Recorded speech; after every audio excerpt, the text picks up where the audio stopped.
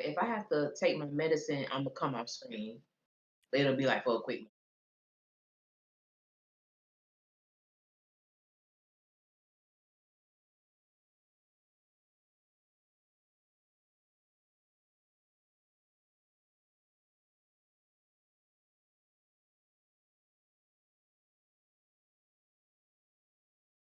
Welcome in to another episode of Our Sistas Keeper, the Tyler Perry Sisters live unofficial after show with your good sis, you let her talk TV with, and Your girl Allie Nick giving it to you when I give it to you, but always in the nick of time. always in the nick of time. I don't even know if you want to be in the nick of time tonight, though, Ellie. Mm-mm. Mm-mm. Mm-mm. Nope. I don't. I I. don't. How are you feeling, Ellie? Let's start. You know, as a human being, I'm doing great. As a person, I'm doing well. As a viewer, I'm gonna go ahead and apologize to y'all right now. I already told Erica I'm probably gonna be unhinged all the way throughout this entire life, so y'all be ready to be entertained. But other than that, I'm doing lovely, sis. How are you? Not be ready. Honestly, I had been doing delightful, like just downright dandy. You know, today has been a very lovely day, a very peaceful day, a very intentional day for me that I thoroughly enjoyed up until about 6 o'clock my time when I turned on this Mm, Sisters episode.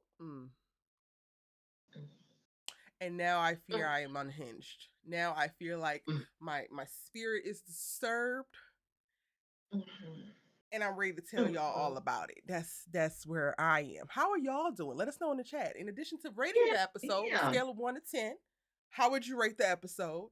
But then also let us know how you feeling tonight. Like, let's start there. Let's ease on into this thing because I fear once we get started, we ain't gonna be able to stop, and y'all gonna have to buckle in. Make sure everybody grab a drink. Get you some Hmm. water. I got me some water here because I'm gonna have to keep the temperature down with some ice water. Mm-hmm. That's where I'm at, Allie. Thank y'all. Hmm.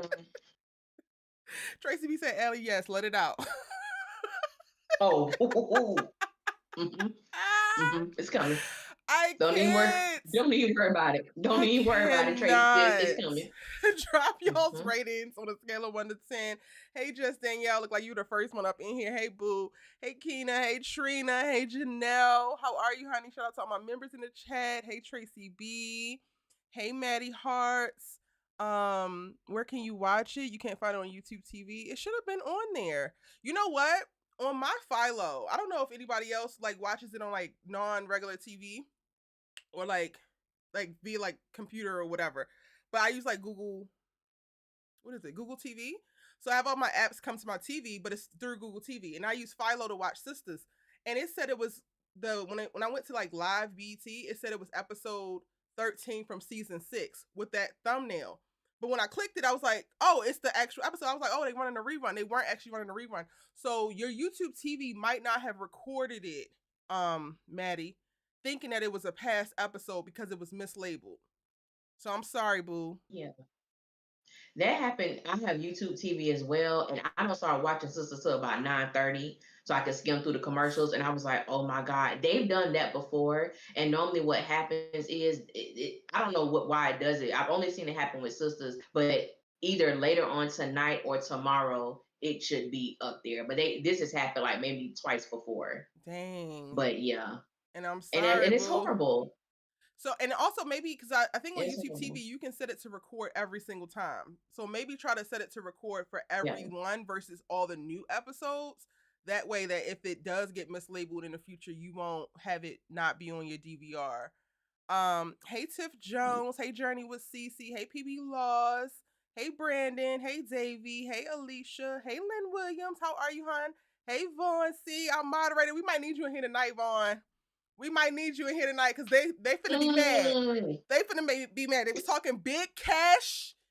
They was talking big cash when I dropped that trailer breakdown. These heifers was in my comments talking big cash. Did I lie?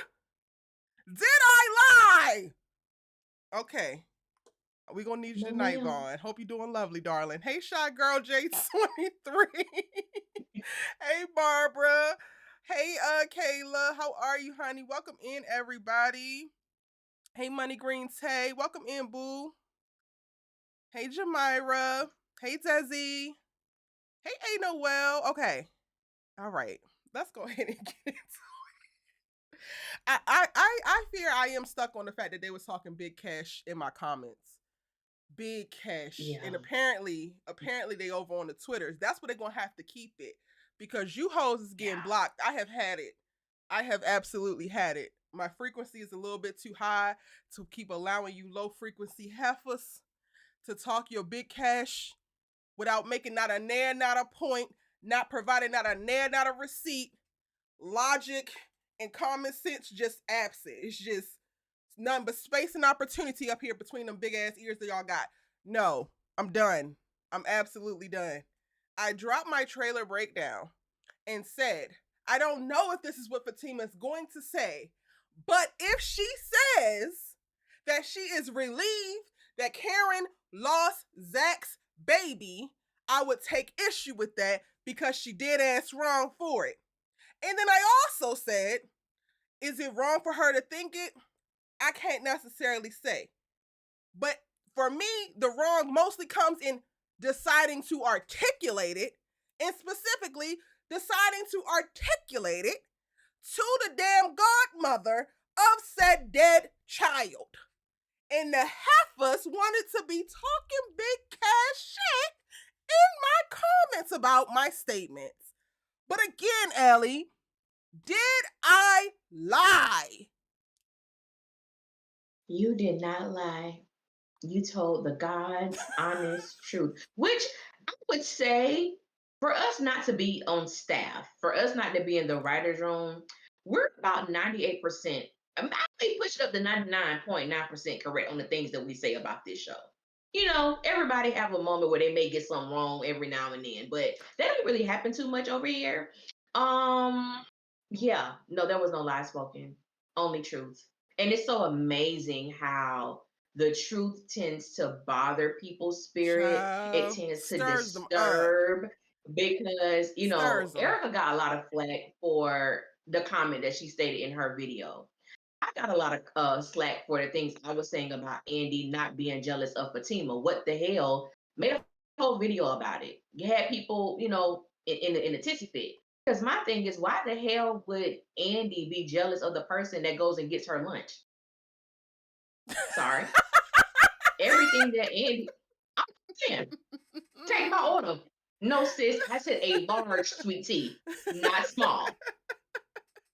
What is it to be jealous of? And I said, and don't get me wrong, sometimes I do love when people are, passionate about something. But I'm like, the reality is, me and Erica can talk about every character on this show. Every single The one of them. moment we say everything, we not call Danny so many hoes and bees, Literally. Andy so many girl. We can Literally. say anything about anybody. The moment we bring out a flaw or a shortcoming or just a fact about Fatima, it's as if we have, stopped the presses on that because how dare y'all say something about Fatima? But all I'm gonna say is if you have a problem with us speaking truth about Fatima, I'm just gonna ask you, baby girl, to bow out gracefully on this live Just because you're bow going to hate out. me. You're going to hate me You after quite tonight. literally don't So I'm have to just gonna be here. Nobody is stay making at your you own be risk. here. Stay at your own risk, because baby, y'all phase tonight. Oh, You baby, she was hoes on come one. here and get all mad.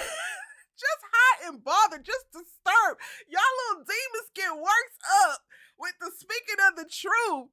And you quite literally could just shut the computer. Just swipe off.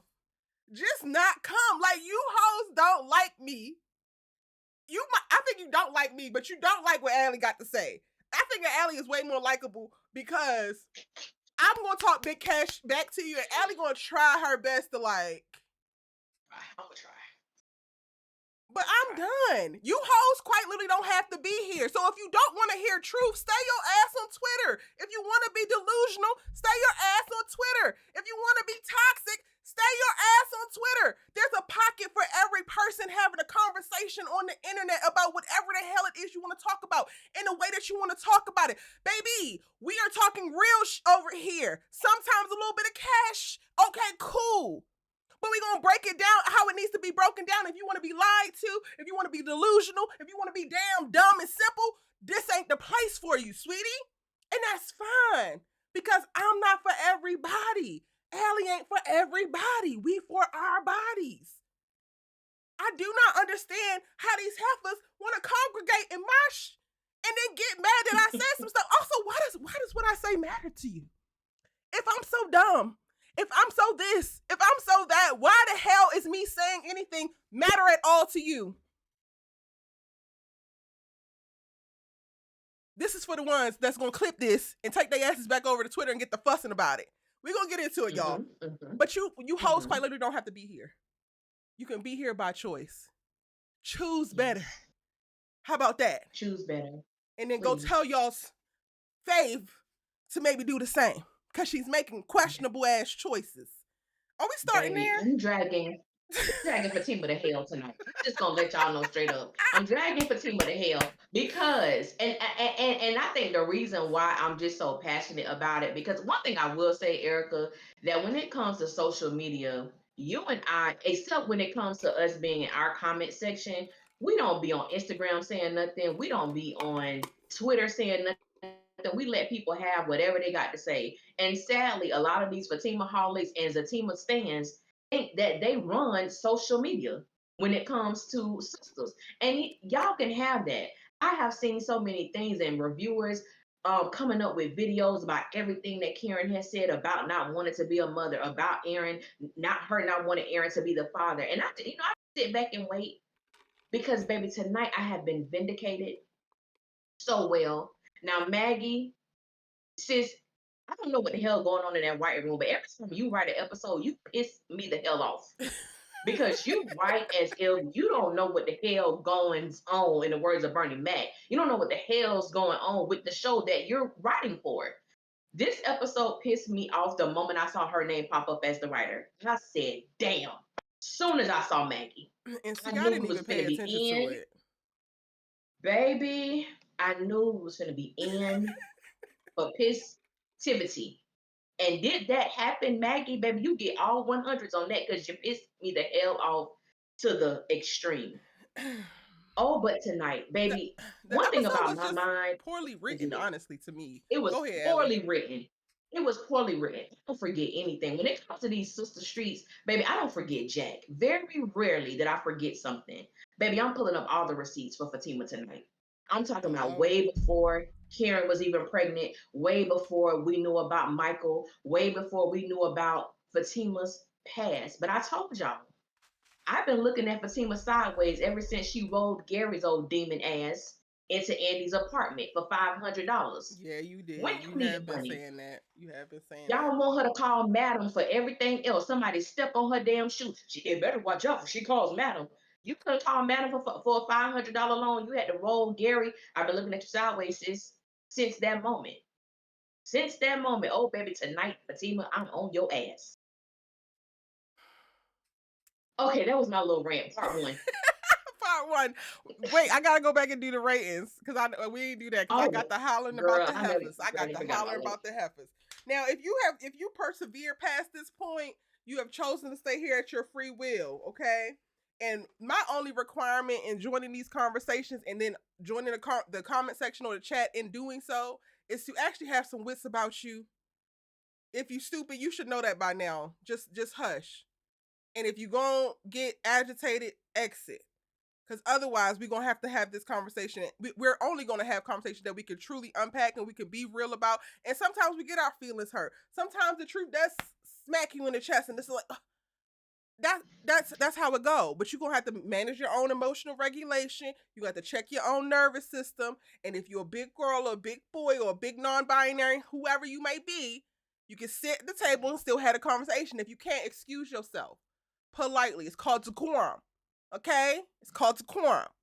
Now, Tracy B gave this episode a 5. Alicia gave this episode a 5. Fatima pissed me the hell off, she said. Oh, okay. So it's not just you, Allie. Regia says it's a 6 out of 10 for her. Lynn Williams says, I'm going to go ahead and give it a 4. Because Janelle came behind her and said, you know what? I'm going to give it a 4.5. All right.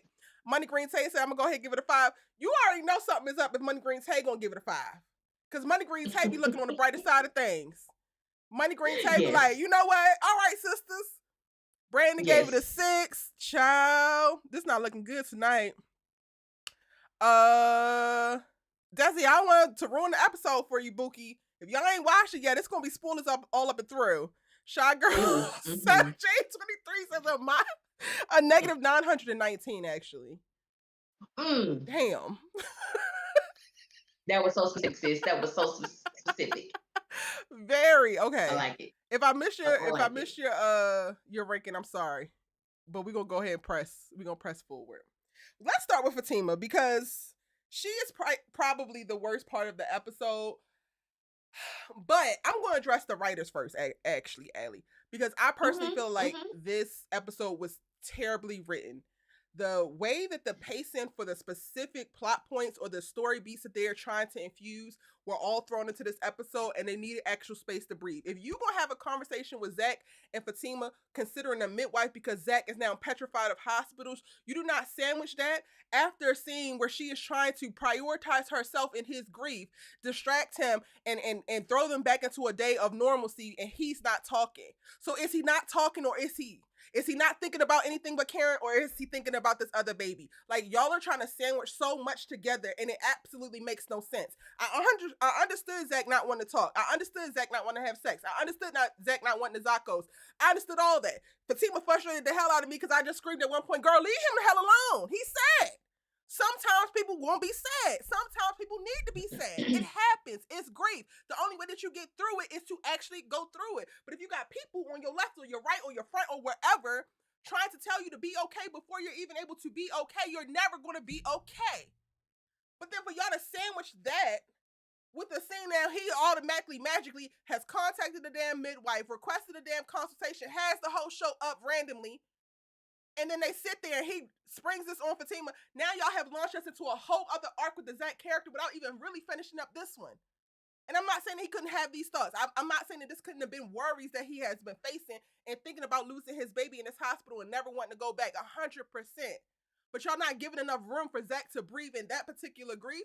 And then now all of a sudden, oh, he do actually want to talk, but he wants to talk to a midwife that he ain't never met before.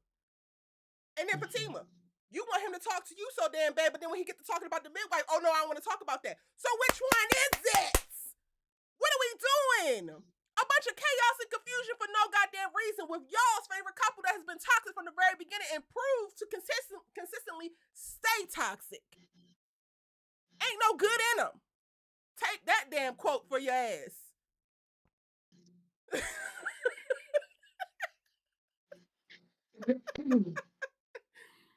On a writing tip, Allie, that's where we are. I know I just said a lot, but on the writing tip. No. Child, let me check this audio because I feel like I'm screaming my out. You could. Well, to me, you're fine. It's fine on my end. It's fine on my end. When I say, oh, I'm gonna let you. Were you done for that one little part with the writing? The writing for me, excuse me, the writing was so horrible this episode. I sticking with Fatima and Zach. When he comes home, the conversation, first of all, the way that Fatima was trying to have a conversation about her day, and she was referring to Hayden and trying to make light and make that entertaining, even if Zach wasn't going through grief, since when does he give two damns about what happened with Hayden and the basketball player at the law firm? So one, you picked the wrong type of conversation to even have to get him to be engaged. I said, what the hell is going on with that alone? I said, Fatima, no, baby girl, what is that? Well, I have a surprise for you. Okay, what's the tacos? Okay. And it wasn't that cooking for him wasn't a good gesture. He just wasn't in the mood to eat. He didn't have an appetite. Okay, cool. When that didn't work, you tried to give him a massage. He wasn't feeling that. Oh, I know what to get you. Then you try to hunch it out of him. I said, okay. I said, Fatima, leave Zach alone. Leave him alone. And I thought it was very interesting because a lot of the times when Fatima and Zach get into it, we hear Fatima talking about, Zach, I need time to process. I need time to process. Give me that. excuse me, ma'am, give him that same grace that you want to be extended to you. No, Everything that you're no, doing. Allie. Why the hell would she give him that same grace when just the other episode she was talking to Andi about, you know, he didn't want to give me the grace, so why in the hell now do he need grace? So instead of ushering themselves into a healthy space where she could actually provide and be an example of what the hell she expects from him, she gonna jump her ass into the trenches of Yeah. stupidity and toxic ass relationship dynamics to mirror him versus calling him up and have him mirror her. But that's Shaw's queen. I'm sorry, Yeah. Ellie. Go for it. I'm sorry, Yeah. boo. That's the queen. Fatima knows what to, oh, just the, oh Lord, the comments. Anyway, and I always look at what Zach is actually going through, what he's exactly dealing with. And the fact that I don't believe Fatima tried to have sex with him. I think out of everything that she did, that was the one that really disgusted me the most. This man can barely muster up a smile. He can't get an erection. You know what I'm saying? Like, why would you? I don't know. It really made her look really clownish this episode because I just couldn't understand like her way of thinking in this moment when you see that he's not engaging, he doesn't want to talk. It has nothing to do with this man not loving you or wanting to be with you or not being concerned about you. He's still going through, and you have to allow him to do that. And I see so many comments where, well, Zach need to be worried about Fatima and her. He is worried. It doesn't negate the fact what he's going through.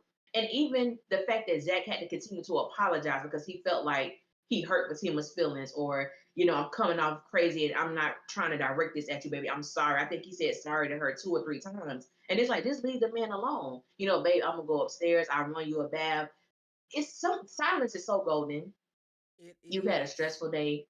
I can only imagine how it was when you went to go see Karen. I'm gonna run you a bath, whatever, you know, whatever the case may be. She was just doing No, but entirely even too that, much. And even then, with the even with the I went to go see Karen, it looked more like, well, why the hell would you do that? Then it, oh, how was that for you? oh That's what it yeah, gave to me. it gave me that after she said what she said, because I do believe that Fatima does have some type of, I don't even know no more. I can't even say that. I can't even say that right now because I'm gonna go back to season maybe 5 or whenever we found out, before we found out Karen, no, we found out in season 3 that Karen was pregnant. Mm. There was a conversation, since people love to bring up Karen's past, there was a conversation that Andi had with Fatima in her office. And Fatima told Andi that she wanted to be the only woman to have Zach's kids. So the moment that Fatima said what she said to Danni, I instantly thought about that. You can't get rid of Michael because he, you know, he's thriving and living. But this is one less woman that you have to deal with because you wanted to be the only one. And to anybody who has something to say, this is so different than Karen telling Andi that she didn't want to have a child with Aaron at that time because she didn't know him that well. Fatima had known Zach approximately a month before she talking about I want to be the only woman having his kids. So if you're gonna make certain comparisons, let's bring out all the comparisons. And then, and as you said, I'm not even mad at Fatima for having the thoughts. Now, Danny, we gave you major props last week. And what I'm feeling is when Fatima had the conversation, and I know I'm kind of skipping around since we're going Fatima. When Fatima was talking to Danny, and she said, I need you to keep this a secret. Don't tell anybody. She said, Oh, do I Allie, ever? please, Hell, please, for what the please, hell? please. Put a pause in it, Allie. Put a pause in it, because when I tell you, you know, Pause. it is Pause. no friction for me to put belt to ass when it comes to Daniela King. And when that statement alone makes me go want to find the thickest leather, big buckle belt I can goddamn find. So pause until we get to Daniela King, because she gonna get hers. Yeah. Don't skip over it, Heifers. Don't Oh, skip oh, over oh, it acting like, oh. oh, all they do is talk about Fatima, because I speak big cash shit when it comes to Daniela King. Don't skip it. Coming back to Fatima real quick. Allie, the I think that all of the choices for sure in trying to coax him out of his grief by centering herself and being his fix were definitely diabolical. However, you might be right with the sex one being the pinnacle, because girl, you don't even look in the mood, but you just willing to do it. And this has already been a conversation for y'all about he just oversex you and you just willing to lay your damn body down in this moment. He not even asking for it. You not even actually desiring it. This feels very, very, very weird. And it's an interesting take, I think, for the Fatima character, but I don't believe it's an untrue take. I think that this woman exists. And I think what's also emboldening me, right, is that there's certain elements of what we're seeing play out that I have actually lived. There's certain thoughts that I have actually had, and I was dead ass wrong for having them. So I'm going to be 100% and standing 10 toes down and saying that Fatima's dead ass wrong for what she said. I wish, and I'm trying to figure out the way to communicate so that people truly understand and internalize why Fatima centering herself in Zach's grief is an egregious act, whether it's a romantic relationship or not. We live in a world, specifically as Black people, where we are opened up to terrible atrocities, exposed to trauma constantly. And through the perseverance of said trauma, we are also constantly pushed to keep pushing. Zach has no physical needs, no financial needs, no actual seek help and out of danger needs right now that would prevent him from sitting in his pain, that would stop him from processing his pain. So why in the hell are you creating another barrier for him to actually do so, all because it makes you uncomfortable to see him in pain? It's a different story when Hurricane Katrina and you're running, you can't stop to cry and do this and do that because you're trying to get your ass out of New Orleans. Okay, cool. It's a different story depending on whatever the trauma is, right? But this is like he has a home. Y'all got lights on, y'all got food. What is why is it such a big deal that he just wants to sit here? Why is it a big deal that he just wants silence? Why is it a big deal that he's finding himself lost not only in his thoughts but in his heart and all he's feeling after experiencing a specific type of trauma while also living a similar a traumatic life? And for Fatima to be at this place now, making it very impossible for him to just for it to be okay for him to just be not okay, it really pisses me off because the Fatima that we met in season 2, I don't believe was this person. And at this point, the trajectory that we're going on, you guys will never get me on board with this relationship because she has only spiraled downward. She has only regressed. She has only unevolved herself. She is not as mature as she was when we first met her. She's not as communicative as she was when we first met her. She's not as understanding or empathetic as she was when we first met her. And it's disgusting because she should be. She has no reason to not be. She's supposed to be the thing that adds to the relationship and pulls Zach along. If Karen was the first person in the relay race with the Zach baton, when she handed it over to Fatima, she was supposed to pick up where Karen left off and go forward. But that's not what's happening. Fatima is just enabling him to do childish and stupid things. And in that, honestly, feeding what feels like her narcissism. And I'm starting to get a better understanding of why she's actually doing the things that she's doing. Because if he needs you to be the person putting the fires out, if he always seeks you to fix things and to make things okay or to distract him from when it's not okay, then you will always be the center. But who the hell wants to live? Like, who wants to actually do that? Why is that okay? Why is that something that you want? And those are the thoughts that's been coming up for me. Just and looking at that particular part, before we even get to the whole midwife of it all, that part is just, I look at Fatima and I'm low-key disgusted. And I thought so much more of her. Yeah. Well, being that I can't feel that same way, because you know how I've always felt, um, about Fatima, And my thing, and I want to make it clear about what I say when I feel how I feel about Fatima. When she first came up on the scene, because she's a new, well, she wasn't a new character, but she was, I could tell she was becoming more involved as a character. And, I'm just trying to figure out like where she fits in with these women and things of that nature.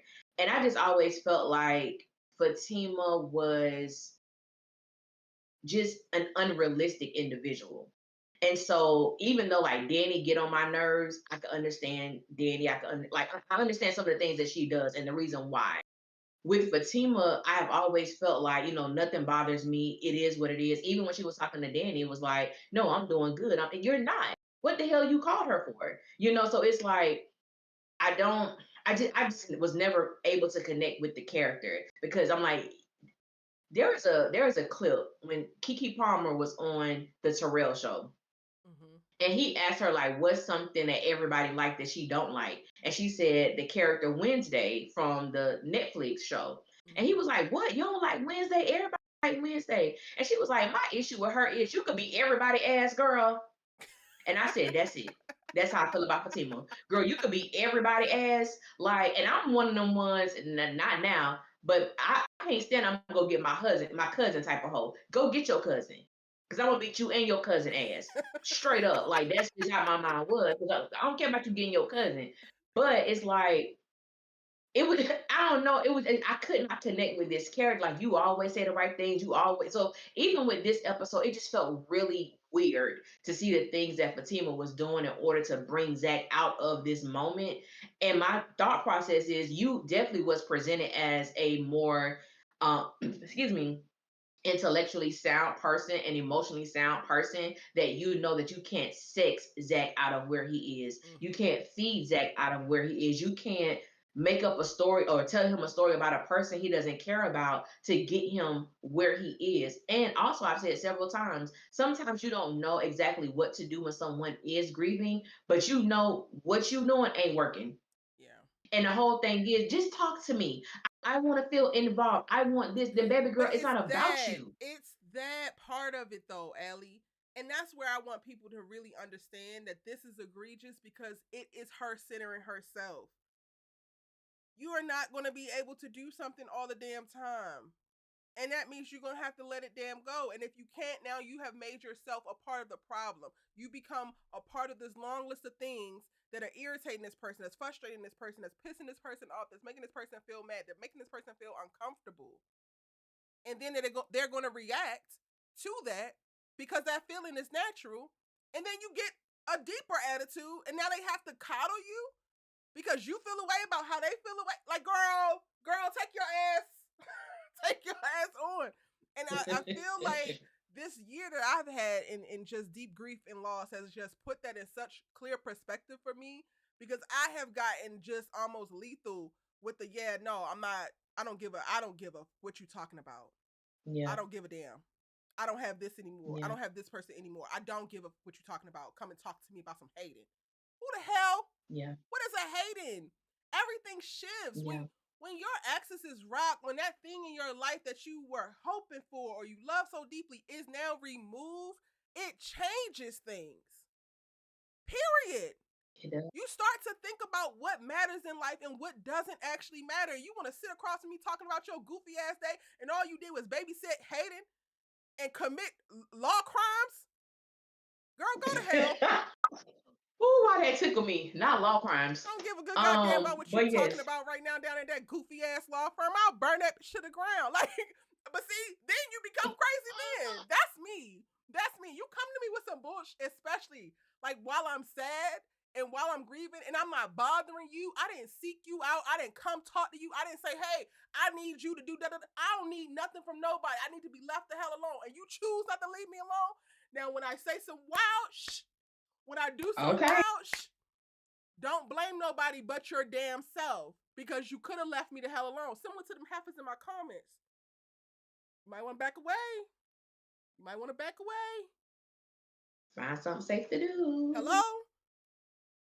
Yeah, And it's yeah, for Fatima, like you said, is or had been presented as a character with a certain level of emotional intelligence and communication that should be able to process this. Hell, we saw her almost demand it for her damn self. So for us to be at this place, it's just like, wow. Yeah. And y'all birds It's wanna sad. wanna wanna advocate for her. She is a bird. Y'all all are birds. Every last one of you. A bunch of birds flocking together. And the reason why we call it a bird course is because y'all will fly right through it. In the words of my good sis Lauren Hill and Sister Act too. But yes, ma'am. I knew this was a team up.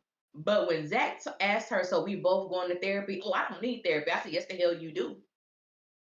Oh, you need to sit on somebody's couch, sis, because I see all of it. I see all in through you. At girl, just you know.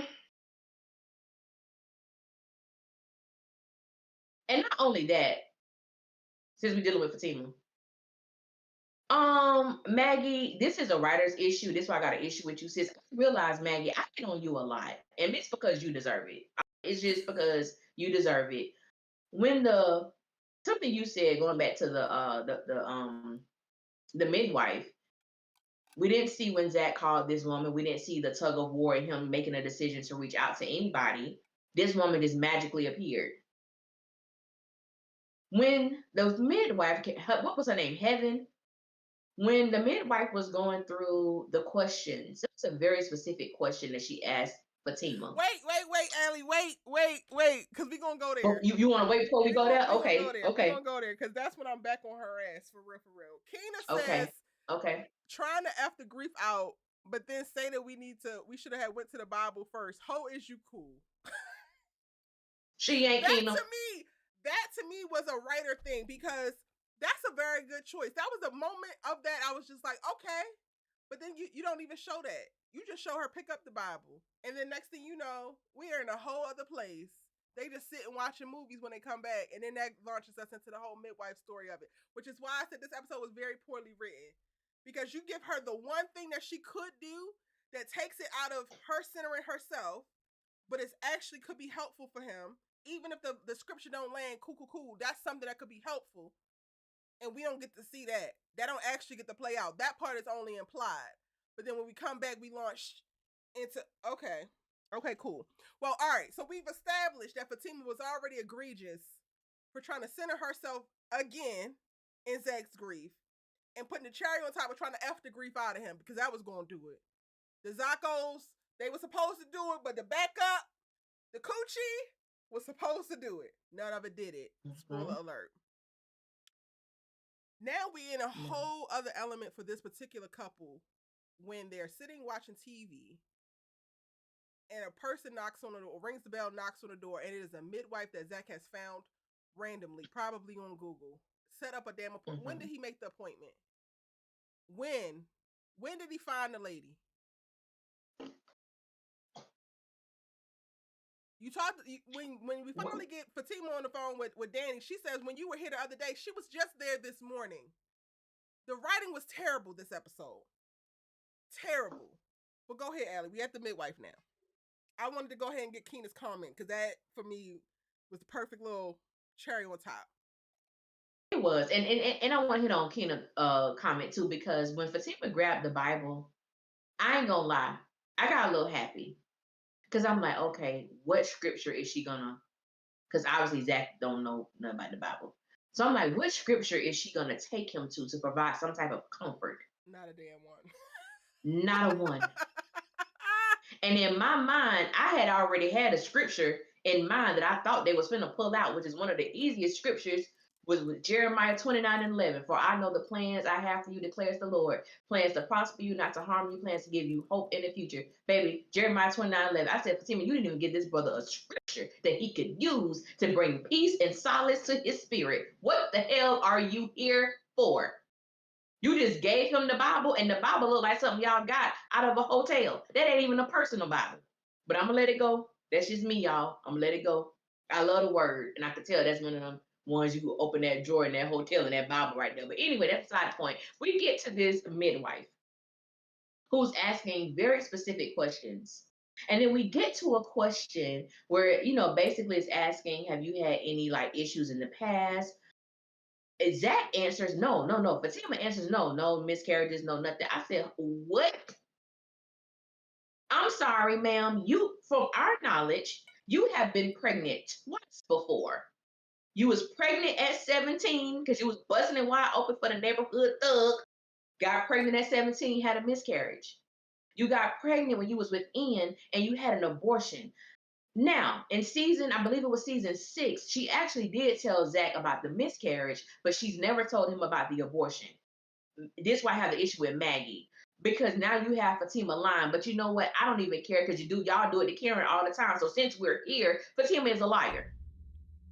So since we're here, you're not gonna tell Zach that yes, I've had a miscarriage and I have had an abortion. So this is where we are. I said, oh, so not only are you upset that the midwife is here, you lying. So you're a liar too. Okay. I had an issue, and that's why I say I'm letting it all out because, baby, the way these writers do Karen is so despicable and disgusting to me. And now that we have this mishap with Fatima, even if it is on the writer's end, I'm gonna take it. I'm gonna take it. So y'all, Fave is a liar, lying about her body, lying to her fiance, lying about the experience that she's had with pregnancy. Zach is already fearful of the possibility of losing another child, and I understand if Fatima maybe didn't want to express it to someone she doesn't know. But even after the midwife left, it could be with Zach. I felt bombarded. I felt whatever. I have had X, Y, and Z before. We didn't even go there. This has been one It of the don't most even like have to be. It incomplete don't even have to be that. It could episodes. be. It don't have to be that. It could have been. I haven't actually made a decision on using you yet, so I actually don't want to disclose anything about my medical history to you at this time. Mm-hmm. Mm-hmm. There's so many things that Fatima could have said to not lie. The choice for her to To not lie lie. was an intentional one. But y'all over here talking about I'm disparaging character. Y'all want to be over here calling me a liar in 62, 7, 78 hoes. Just, I'm everything but a damn child of God. But y'all's faves is over there lying on her coochie just cuz. Mm-hmm. Lying on the Mm-hmm. coochie just cuz go crazy. Yeah. So you want Zach to think he the only person that shot your club up and produced a child? Running with this, I don't give a damn. Y'all can say, well, no, the writer did. I don't care. Y'all do it to Karen all the damn time. We got to sit here and watch it and hear it repeatedly for 5 years. Oh, baby, y'all gonna get this Fatima smoke tonight. She lied, Oh, she y'all gonna get lied, it. she lied. And she lied twice. She did a 2-for-1 in this one. 2 for 1. Child. 2 for 1. But let's take it back. Let's take it back to the top. The top of this particular scene. The midwife show up. Zach talking about some, oh, I should have told you. I'm mad about the pacing in reference to Zach's story because as a character, and yes, I'm in my writer's bag right now. Y'all gonna be patient with me. As a character, the things that they're giving Zach this season, I'm not mad at all. I am 100% not mad at.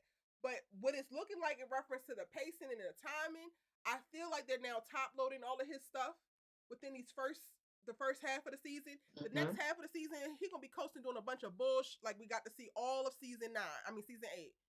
He might as well go ahead back to the whiteboard at the end of the end of the season because I can already tell.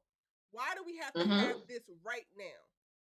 He then talked to Aaron, who brought him donuts. He done talked to Danni. He done took his ass over to Karen's. He done had all these great moments. He done met a new friend at the damn gym. He done did all these things in one day. And in that same day, he found a random ass midwife, invited her over, and decided that Fatima would not be having a baby at a hospital. All of those things right there are at least a 10-episode arc before you even get to Mm-hmm. finding the damn midwife. But we're getting that now. What is this episode? What is this? Episode 7, 8? 8. Yep, It's too episode 8. soon. And it tracks. I'm not even gonna hold you. It tracks for Zach to make this super specific, Mm-hmm. super selfish decision because he did the same thing during Karen's pregnancy when he decided that he was gonna take the baby off her hands for whatever damn reason. It tracks. Yep. I'm It not tracks. knocking you in reference to that. But now we're at a place where we don't even get a full. This to me should be a full conversation. If y'all actually was in y'all bag while writing the Fatima character, and you wasn't on some bullshit with her, this would be a whole 2 or 3 episode arc around this particular conversation right here, because this is the time. Fatima has been begging this man to talk to her. Now he's talking and she don't want to hear what he got to say. There should be more than just I don't want to hear what you got to say. Because a person who really wanted him to talk, the person who really wanted him to open up, the person who really wanted him to confide in her would be taking this as the door open and trying to figure out how she can manipulate him to get to where she wants to be and let him down easy. But no, she comes to guns blazing. I'm not doing this. I'm not doing that. But then you also want me to believe that this woman really wants to be this man's safe space, wants to be the man, this person that the person can confide in, because that's not how that works. That's not how emotionally intelligent people work. Even when we're confronted with something that we're not comfortable with, even when we're confronted with something that we feel like is a selfish choice on this person's behalf. He literally opened the door by way of bringing his midwife in for some kind of conversation to be had. Yes, it's not the conversation that you want to have, but it's something. After you've been complaining about him giving you nothing, and all you got is to shut it down, that's it? Mm-hmm. Then you don't actually want him to talk to you. You want him to stop being sad about a baby that you never wanted. Oh, girl, I wish I had a collection plate. Wish I had a collection plate. Wish I had a collection plate, a virtual collection plate. Cause baby, that's where it is. That's where that is the God honest truth. That is the God's honest truth. People that beg people to talk to them, once the person starts talking, their next focus is not, oh, but don't talk to me about that. You only change the focus of what's being said when you actually never wanted them to talk to begin with. You wanted them distracted. Yeah, facts. Because when that man said, we going to talk about this later, no, we not. You don't want to talk then. You don't want to talk. Completely shut him down. And as you said, it may not have been the ideal conversation that Fatima wanted to have. However, now that this is the most you've seen him come alive since everything that has happened. And it goes to show, and I talk about this a lot like with friends, when you're in a relationship, sometimes you fashion in your mind what it's going to be. And it's more so fairy tale-ish, what we conjure up. And then when you really get into the thick of it, when somebody is going through, I think we really, as people, I think we realize how selfish we really are and how often we do center ourselves. And when you're trying not to do that, you really don't even understand the difficulty because you're so accustomed to doing it. Like you are so accustomed to putting yourself like, boom, it ain't about you. And I'm thankful that that's one thing I do admire about myself. When someone is going through whatever they need to do to get through that, I'm gonna be there with you, whatever it is. If I need to sit with you, if I just we want to go to the park and listen to whatever music, whatever you want to do, that's what I'm going to do. If you don't want to be bothered with me, it's gonna bother you.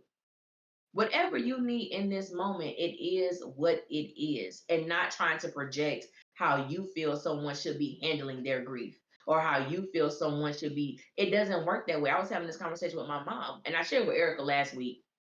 My younger sister was pregnant with twins, and she lost her twins last week. She was 6 months pregnant. And Erica was asking, like, you sure you want to do the episode? You sure? And I'm like, yeah, I'm good. My main concern, was her. And we haven't even verbally talked over the phone. It's been basically through text messages, just checking on you, like, hey, you don't have to respond. If you choose to, I'm just here for you whatever you need, I am here. That's what it is. And when she's ready, then we'll have that conversation. I know my sister's not good. I know she's, felt like it was her fault. You have all of these things. And so when Erica and I talk about like these things happening in real time, which was so weird because Erica was experiencing her situation first, and then mine with my sister just happened last week. But I understand that I do not have the right to interject myself into her process. It's her process, and I respect that. So when I see what's happening with Zach, I have so much compassion for his character because this man lost his child. He held his dead baby in his arms.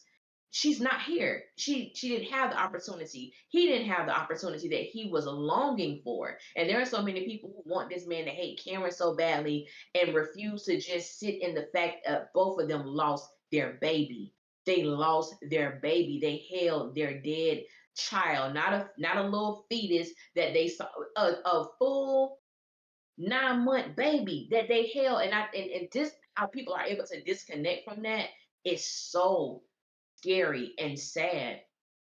And the fact that somebody is Fatima is trying to sex him out of that, trying to make him talk about what only she wants to talk about, it really puts a bad taste in my mouth when it comes to that character, because it really shows how selfish she is. It really shows how you really don't possess the emotional intellect that I thought you did, or the maturity that you think you did. And I always say that Fatima is not who she thinks she is. Mm. And these Mm-hmm. episodes of late show me exactly that she is not who she perceives herself to be at all. And it's so many levels, not even just with Zach, but just the fact that she can, we haven't got to this part yet, but the fact that she confides in Danni.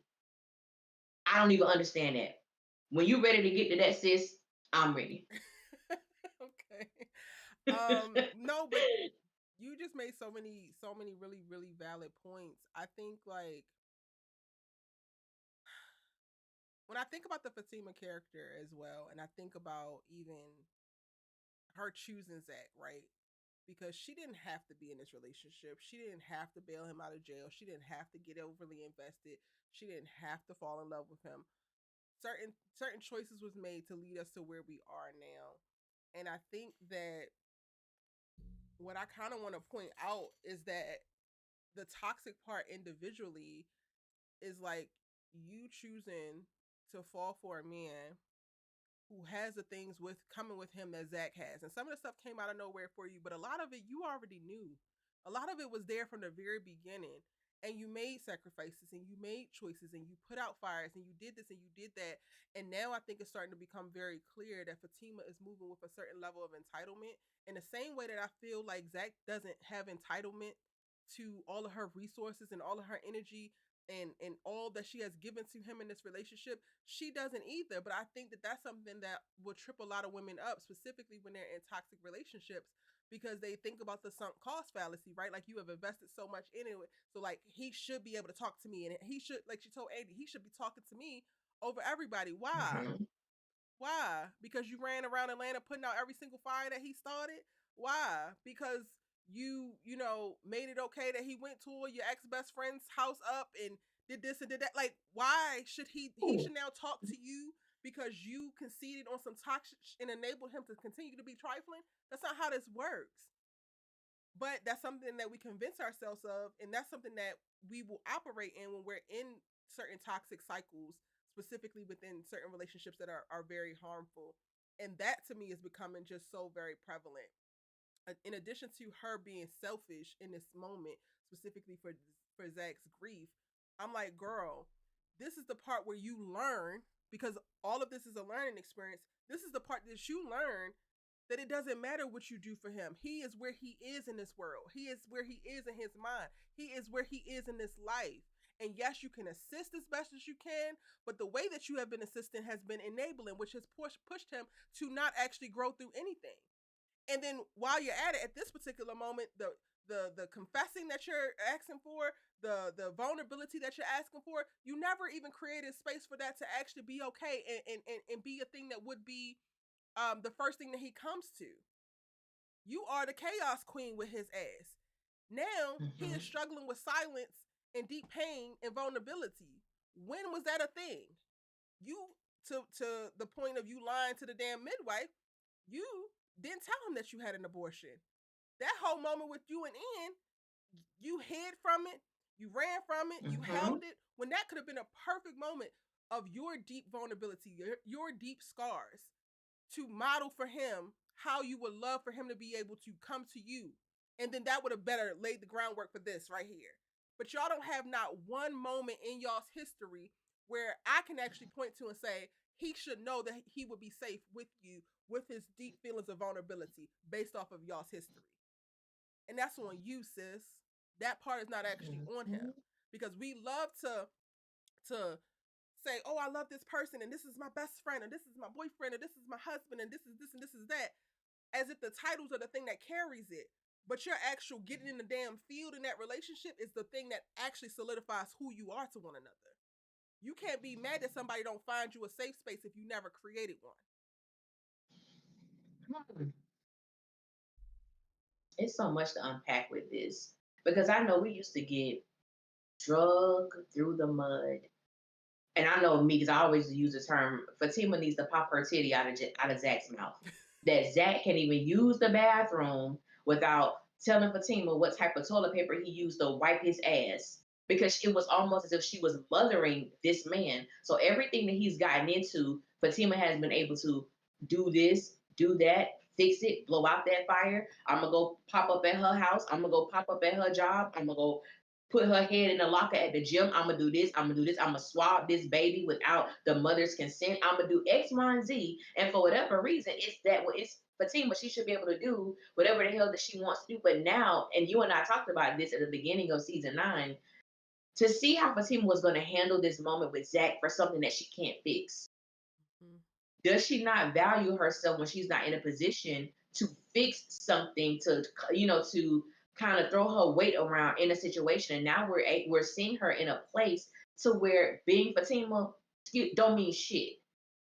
It means absolutely nothing in this moment. This man has to go through, and something that you said that I think a lot of people do. Well, I did X, Y, and Z for this person. I should be the one.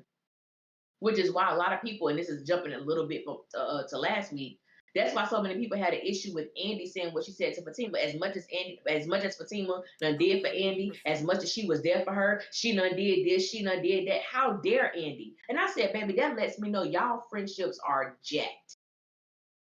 Jacked. Yeah, Fatima may have done no things. Ain't nobody asked her to do that. She took it upon herself because I got to be the one.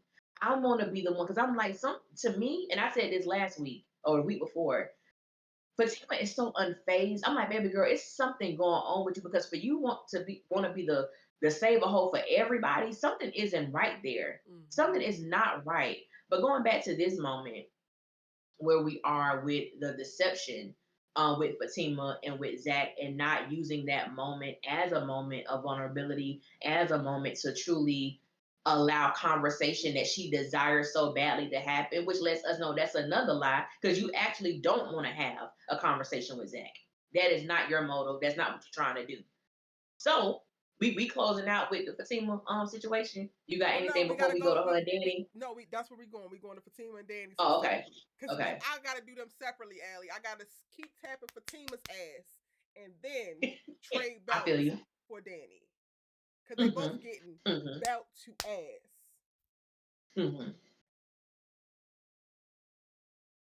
You want to go? No, go for it. Oh. So I knew this thing was coming. And I said, I am so pumped because I'm so interested in what Fatima is about to say to Danni. First thing first, when Fatima stated that I need you to promise not to say anything. And Danni said, do I ever or have I ever? I said, oh, so y'all have had many conversations that don't nobody know about and probably was discussing Karen and some other people that you probably shouldn't have been discussing. So y'all already know for me it's F Danni and it's been F Danni for a very long time. And I've been really through with Danni when she, went up there and tried to make Karen out to be a hoe to Zach, and she had to go all the way back to college and trying to encourage her to go get a DNA test. I've been like F Danni since then. Because we really didn't get Danni's response, I'm going to hold off on really going in on her. But I do know that Fatima felt incredibly comfortable with saying what she had to say with Danni. And for me, that was my issue. Why does Fatima feel so comfortable saying what she said to Danni? Got a problem with that.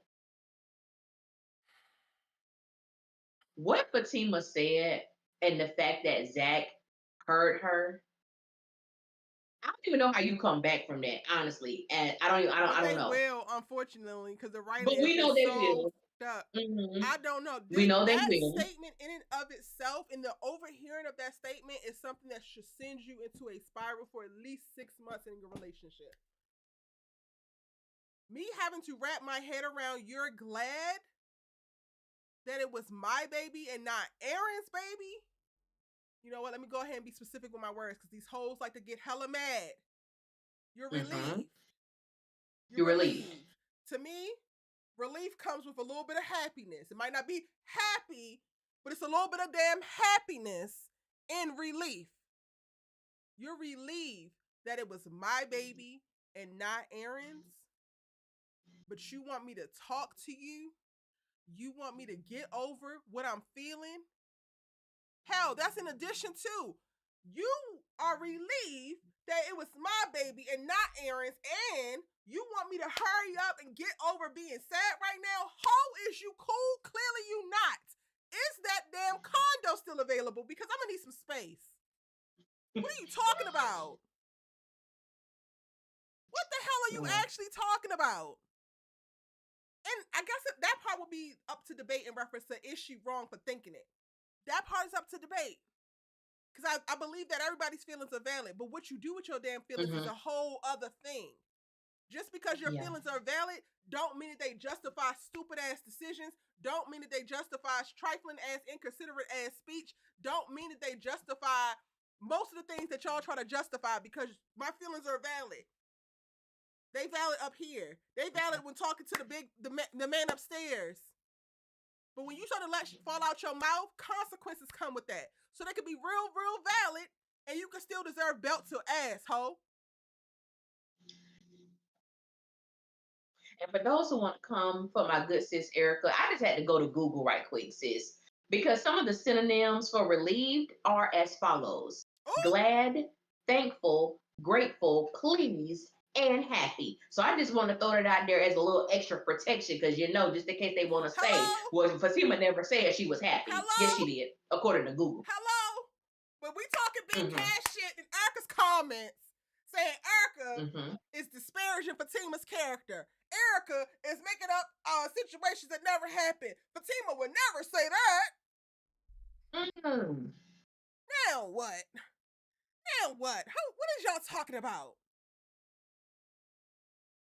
Do we want to talk about that though, Allie? Do you think that she's wrong for thinking it?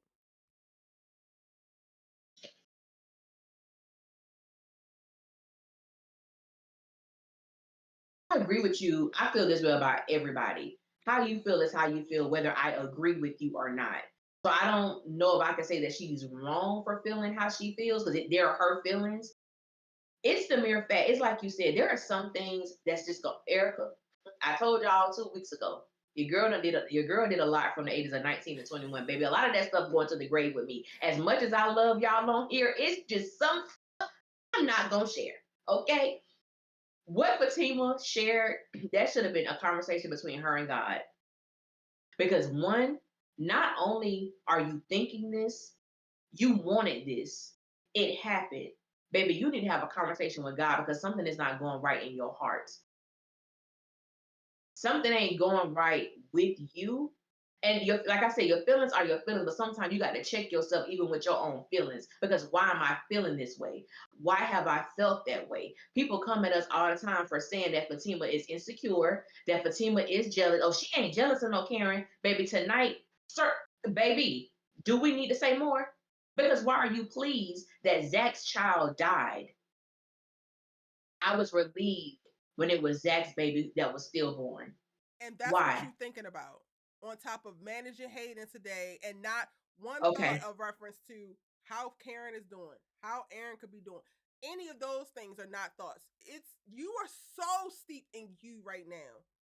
And I'm not taking away she was the one who got Karen to the hospital, because that's another thing that was in my comments. Right. You're acting like she wasn't the one that got Karen to the hospital. You could be very much so in a position where you don't want this person to die on your watch. You don't want this person to lose the baby on your watch. And you're going to do anything, and adrenaline is running and all of that, because you're not necessarily a terrible person in that particular moment, but you still have terrible ass thoughts. Because in the moment where she got Karen to the hospital, at that time she wasn't thinking about herself. Now she is. And I'm going to need y'all to be a little bit quicker on the upkeep. And again, stop coming to the table trying to talk to me if you ain't going to be able to do it. Because we're talking about whole individuals here. Whole individuals. And I'm trying to think, because Ellie, you said you were taking some things to the grave. I really, and coming into this live, I was like, yo, how honest are you going to be? how real are you gonna be with these moments? And part of me is like, just go ahead and keep what you got tucked, because part of me feels like it doesn't matter what the hell I say on this platform, people are going Mhm. to actively seek to misunderstand me or to give me the least amount of empathy. Like, they are going to give me everything that they say I'm giving these damn characters. And the crazy part about it is I'm actually a person. But I guess that don't matter. Cool. Mhm. I feel like I'm going this hard in this moment with Fatima at this particular mindset because I've been there.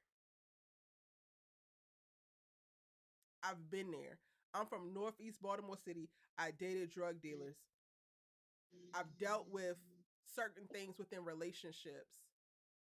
Babies have popped up, and I have wished for stairs to be involved. I've done it. Would I do it now? Hell no. But I also probably would never find myself in the same circumstances, in the same relationships, in the same drama that I have found myself before. And I can look at Fatima and say that her ass is dead ass wrong because I was dead ass wrong. You are retroactively finding some type of joy or solace in this particular act happening, all because this nigga couldn't keep his to himself. All because it couldn't create a space for your relationship to flourish and be healthy and happy. That was not what's meant to happen. Whatever's meant to happen is supposed to happen, ho. And you trying to retroactively control some through some mishappiness for some other random girl is wild ass bird behavior. I was a bird then, but Tima's a bird now. So you hoes ain't gonna be able to tell me nothing, honestly. This is the thing that I'm gonna probably stick true to. And it's, I didn't know if you were going to actually reveal, what happened last week, Allie, but I'm glad that you did, Mhm. because we speak so candidly about this is real life. Like, this stuff is actually happening, and Mhm. we speak from an honest place because of that. So when everybody got all this big cash shit smoke for me, I'm just like, but you hoes act like I'm just sitting on high, looking down upon everybody saying you're bad and you're wrong. No, I've lived it. I've done it. I've grown through it.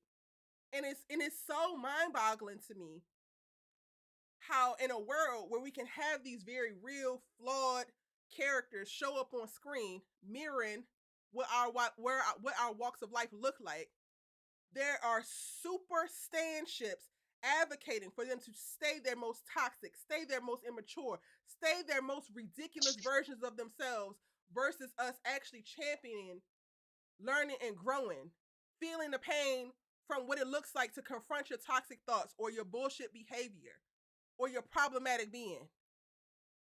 Y'all are going hard for Fatima because, oh, she's not wrong for saying, yes, she is. It's going to take some time, and she's going to realize that the same way I did. That was never supposed to be for me. And it actually had nothing to goddamn do with me. That lady and her baby, regardless if it was my man, girl, please.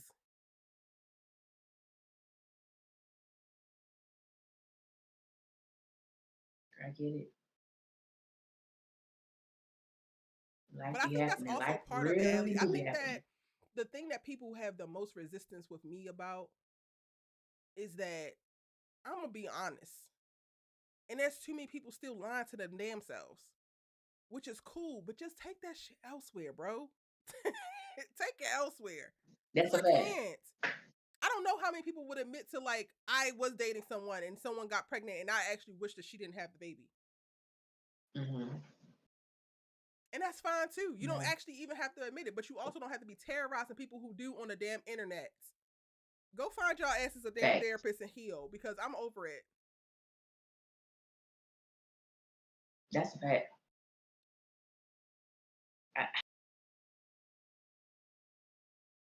I, I was saying wasn't gonna go as hard on Danny, and people say no, you should be because I said she shouldn't feel comfortable.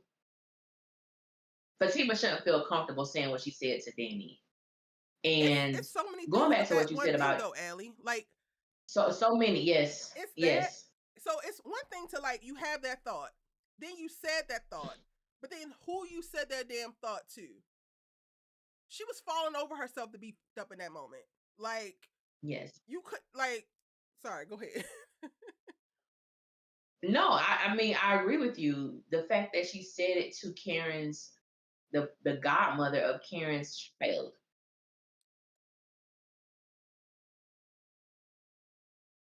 Even I don't even really have I can't even imagine.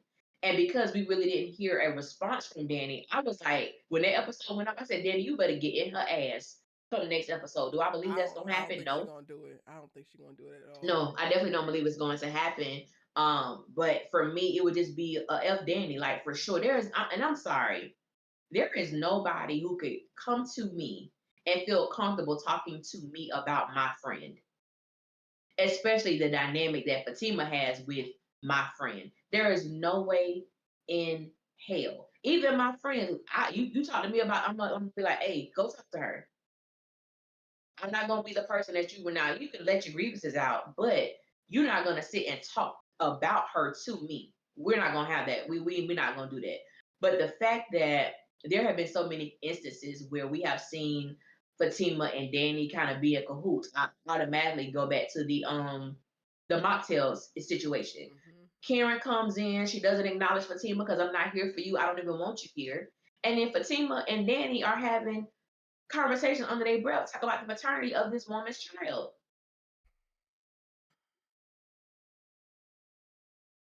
Okay. And then you're the same one. No, I'm staying right here. I'm not going anywhere in the hospital room. You the same one who just came over, bought your girl something to eat, took off her shoes and her socks and encouraged her to take a shower. You the same one that was there when Andi left. And you telling me that Fatima is comfortable enough to say that to you. Because regardless of the fact that it was Zach's baby, it was Karen's baby. And that's your sister. And ain't no way in the hell Fatima would be comfortable saying that to me. No way. This is where we transition over to Danny. So let me go ahead and grab my belt specifically for Daniela King. Because yes, you are right, Allie. Why the hell does Fatima feel that comfortable? And I raised that to at what point did Fatima infuse 20 years of friendship and sisterhood into y'all's time together, having random ass wine meetups and talking big Mhm. cash behind Karen's back about Karen to make it so that she is worthy of your undying loyalty and silence, but Karen is not. You would never say nothing about what she has said to you when we have watched you run tell it about every single thing that Karen has ever confided in your ass, and you have known Karen for over 20 years and you just met this whole last year at best. Mhm. What has happened in y'all's relationship that makes it so that you can keep Fatima's secrets but you refuse to do so for Karen? Quickly, Daniela King. That's why I didn't get my ass a little bit too happy with last episode, because there ain't no good in your trifling ass. And you deserve this dusty Negro on your couch.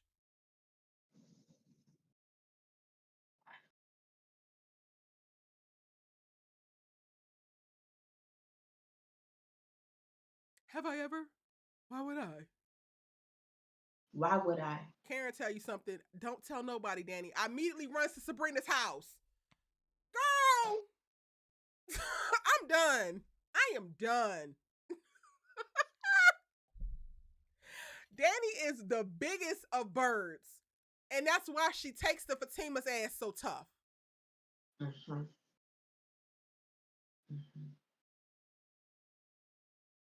Everybody's worried about. I know everybody's been worried about Karen, but how are you doing? I ain't gonna hold you. Fatima, that would be the last question I ask Fatima because right now I ain't gonna lie, I don't really care how you feeling. I'm worried about Zach and I'm worried about Karen. Them my two major concerns. Even when it felt so out of place when Danny was like, I can't even stand him, girl. What he done did? You literally just saw him earlier that day. What the hell you mean? At best, the third Y'all runner gotta up stop.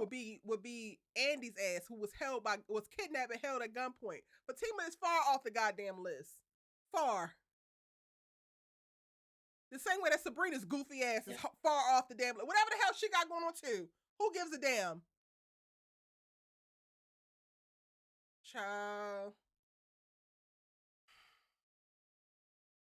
We And take the one fact that step Zach forward. overheard her. Oh, go ahead. No, I'm just saying the fact that Zach heard her, he just shook his head. Somebody said something in the comments. I don't know who it was, but they said they wonder if Zach will ever bring this to Fatima's attention. Do you think he will say something to her about it? Not in a way that they actually allow it to unearth what they need to unearth about their relationships. No, I don't think that he's going to let it ride. If anything, I think he's about to go into passive aggressive mode. And Mm-hmm. eventually he's going to mention that he heard it. But he is so, they have this character also. So Fatima is it for me. Fatima is it for me that I don't think that they're going to honor what that particular statement and overhearing that particular statement would actually elicit in a relationship like this. Truthfully, I I don't agree. think that that's going to I happen. agree. I agree. I agree. All right. We ready to move on to somebody else? No, Have Ellie, because we dug it? Danny is diabolical as, and I cannot with her. Like, Yeah. she literally told that girl, "Why would I? Have I ever?" When we have She seasons said upon that. seasons upon seasons of receipts of you running telling Karen's goddamn business the moment that you are out of her damn sight for no other reasons other than it entertains you, bro. Mm-hmm. And do I think that you should go tell this? No, because this is not going to do nothing but hurt Karen if her ass hears it. But Right. also reciprocate because Fatima ain't even your friend of damn 20 years, but she gets all of this while Karen gets your ass to kiss, while she was paying off your goddamn Amazon orders and putting groceries in your damn fridge while you was a bum bitch. Please. And they refuse to give us the breakup of this damn friendship. She's over here with the new bitch, talking big cash behind this girl's back, and now creating a safe space for her to say she's glad that this damn baby is dead. And she just gets to be the godmother. She just gets to be like, no, Mm-hmm. absolutely the Mm-hmm. hell. Nah, I would be in jail, bro. If I kept a Girl. Daniela in my damn circle, I would be in jail. Because I don't play about how I feel about my, like, if I love you as a friend, this is why the people who are no longer in my life and who are no longer friends, it's so funny because me and one of my best friends just had a conversation about a couple people that are no longer in my life 2 days ago. I had to get you out of there because I'm going to prison if I don't. I feel you. It's that serious. Gotta do it. People talk about men need to not play with women's hearts. Women need to not play with men's hearts. No, homegirls need to stop playing around with homegirls Mm-hmm. Mm-hmm. because those be the biggest heartbreaks of them all.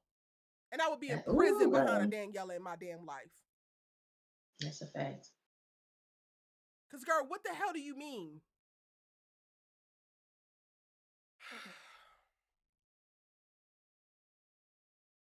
So there's no coming back for Daniela for me. I don't give a damn what goodwill they give. I don't give a damn if y'all make her wash I Karen's think. feet every day for the next 16 days. I'm done with it. I'm done with it. I don't give a damn what you talking about. You gonna wash my feet, but you can't keep my goddamn secrets. You gonna wash my feet, but you've been kikiing for the last 8 months about who's the damn daddy. I want somebody to lay hands on Daniela so bad. I swear. Yeah. I Yeah. swear. And somebody actually had the nerve to ask me in my comments with the episode where Danny was just so gung ho about staying in the room with Karen. Why was I shocked? Why was I thrown off? I said, because Danny don't do Karen like that, but all of a sudden you the sister who ain't going nowhere. Have we not been watching the same show? And you said something that was so important. Danny Danny was entertained off of the chaos, the hurt that was happening in Karen's life. You can't be a friend of someone like that at all. Even the episode where Karen came to her genuinely, like, Danny, what's going on with us? You are my sister. I love you. Danny was so fake and phony in that moment. I was like, Karen, I don't know why you trying to hold on to this, sis, but you need to let them go. When they was all sitting there talking about Karen, when she walked in and saw them on Kikiing, and they were talking about her and making little comments, in my mind, when I watched this show, and I know people like they call them the Karen nights. You could call me whatever you want. I don't know any group of women who gonna literally sit. You may say something sarcastic about your friend, but I'm talking about to literally put dirt on their reputation, to say certain things about them in front of a woman she don't even rock with like that. That has always been my issue when it has come to the character of Fatima. And truth be told, and I said this in the video that I did about Fatima and Andi, the only reason that a lot of people wanted Fatima and Andi to be friends is because it would piss Karen off.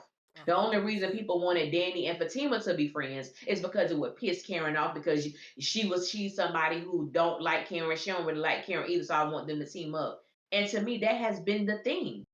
That has literally been the thing. Anything that will cause Karen hurt, pain, discomfort, uncomfortability, all of that, as a whole, as a fandom, yeah, go for it. Put her in that situation. Let her do 100%. all of that. Let her experience all of that.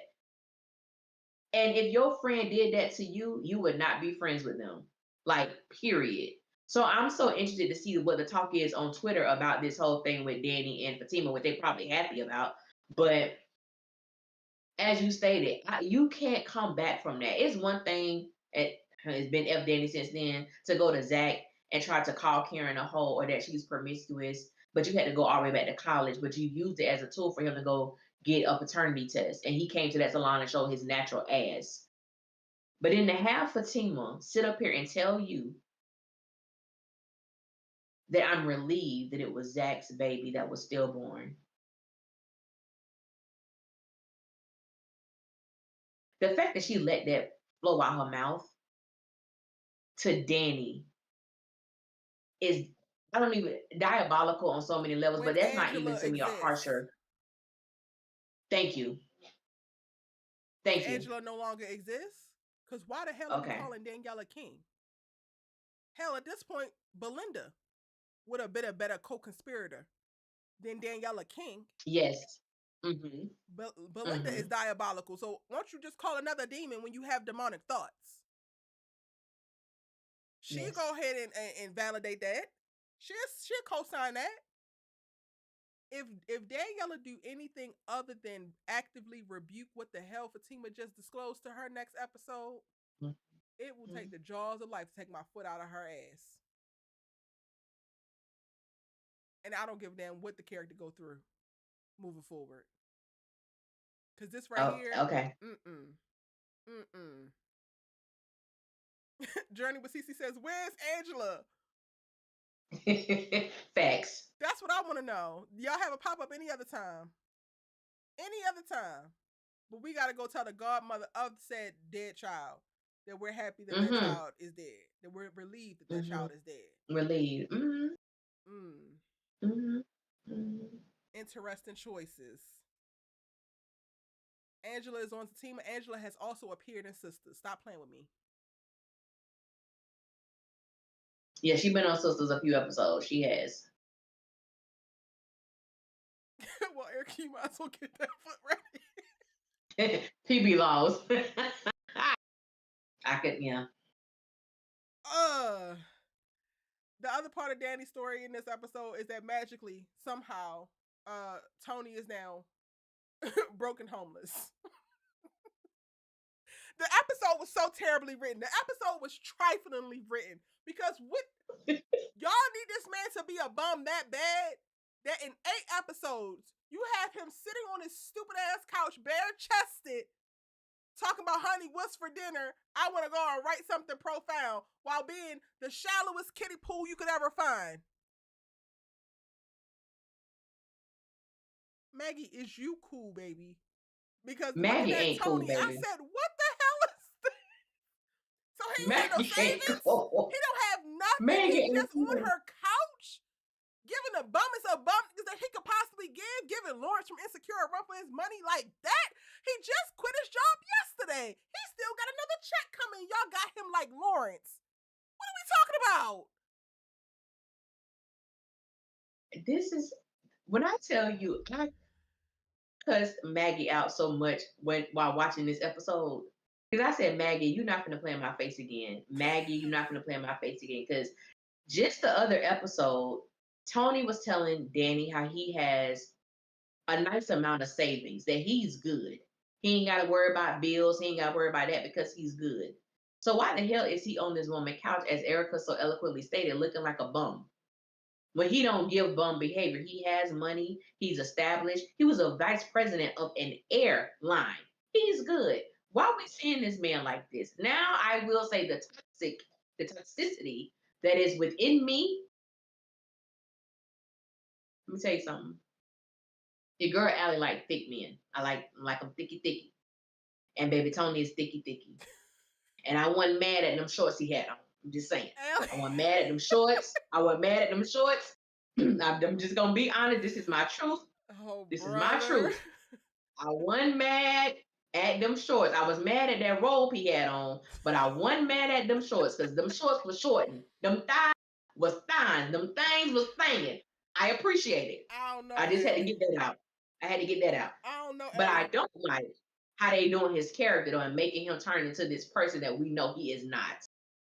The way my attraction is set up, yes, physically, that man is attractive. Okay. But you start to lose attractive points once I realize ain't up here. If I realize that there's empty ass condos up here, you're going to become Quasimodo to my ass, I swear. I can't do it, Ellie. I cannot do it with a dumb. I cannot do it with somebody who can't have conversation. Tony, what the hell are you even talking about? You want to go write something profound. My godchild just passed. You quit your job. Like, so many things are happening. They got this man floating on the top of all the storylines as if nothing's going on, and he has no cognitive thoughts around life, like real life. You are only one piece of this damn girl's life. But you propose to her, y'all are engaged, and you are actively not tapped into any other part of her damn life, while also being simultaneously stupid to the fact that she's uncomfortable with how you're moving now within y'all's relationship. I'm gonna need y'all to pick a struggle for Tony, because at this point you're trying to do too much. It's way too many. He want to take it, go on his own, live off his savings, cool. But why he had to drop his cents along the way? He want to go ahead and get engaged to her, potentially marry her. Okay, but why the hell is he not aware of anything that's happening in her life and has yet to really speak to, in any kind of meaningful way, the major losses that has happened in her damn life? Why is he also not even speaking to how different it is now for him to be living with her after they was on the borderline of break? Like, what are y'all doing? Ugh. All for a character that we don't even need no more. Like, Daniela, I'm done with her ass, honestly. I don't want her to be friends with none of the goddamn sisters. So now you got her little raggedy Negro spiraling into more raggediness. They could all go. Yeah. I think I was so just upset as how bad this episode was. Only thing I remember about the scene is him talking about some lemon pepper wings. That's all. I don't remember After nothing he else asked they her to talked cook, about. I'm going to order some wings. Okay, yeah. I can't. I'll be right back, Ellie. Yeah, that Danny and Tony, and they did this. And in my opinion, when they are about to either exit someone off the show or they're about to drastically change the storyline, they completely change the nature of the character. To me, they did the same thing to Preston, and now they're doing it to Tony. Because who we're seeing now, that's not Tony, and maybe that's why I just refuse to just acknowledge what he was doing and what he was saying that my brain didn't even remember, because that's not who that man is. This man is a father. This man was the vice president of a law firm, the vice president of an airline. Yes, he lost his job, and he was a well established, well to do, well put together man. And now all of a sudden, like somebody said, he's been unemployed for 2 days, and this is how he is. Like, be for real right now. That's not who Tony is. And so, whatever, if y'all gonna cause him to break up, just break him up. You don't have to belittle and downgrade this man like this. I don't understand the purpose of what they're doing with this character. I don't. The same Tony that got Danny into therapy is the same Tony that is now doing all of this now. Completely oblivious. Child. Yeah. Take them all to the Fatima? Yeah. Absolutely. Since Danny is Fatima's best friend, absolutely. Take over there. Take her. That sounds brilliant to me, honestly. It does. Preston over there. playing nice. She kikiing with Deja. Send Danny's ass over there, right Oh with her boy. dumb ass man. That Send them actually on. sounds brilliant. They need to use that. Send them on. I mean, They that would be a can. downgrade Zach. for Mignon. And I would hate that for Mignon because this is a steady job. But what they doing with Danny's Mm-hmm. character, it don't even track of like, if you're gonna have this diabolical ass friend, this friend with the deep seated resentment and jealousy, then do it. Go for it. Stop having her hide behind, throw rocks and hide her hands, never take accountability. Tony tried to sleep with Jones' man to get her back for telling the Oh, truth Father. and had to go find Jesus to get her friend back once she lost her.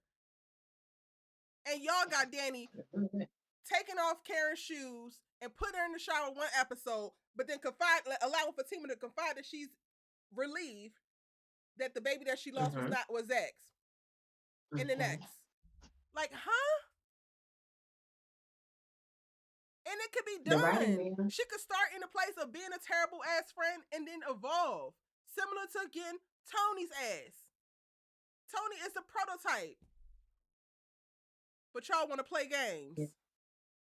Want to play games. Baby Tony was going up. Baby Tony walked up to that altar. I need help. I need my friend back. I ain't right.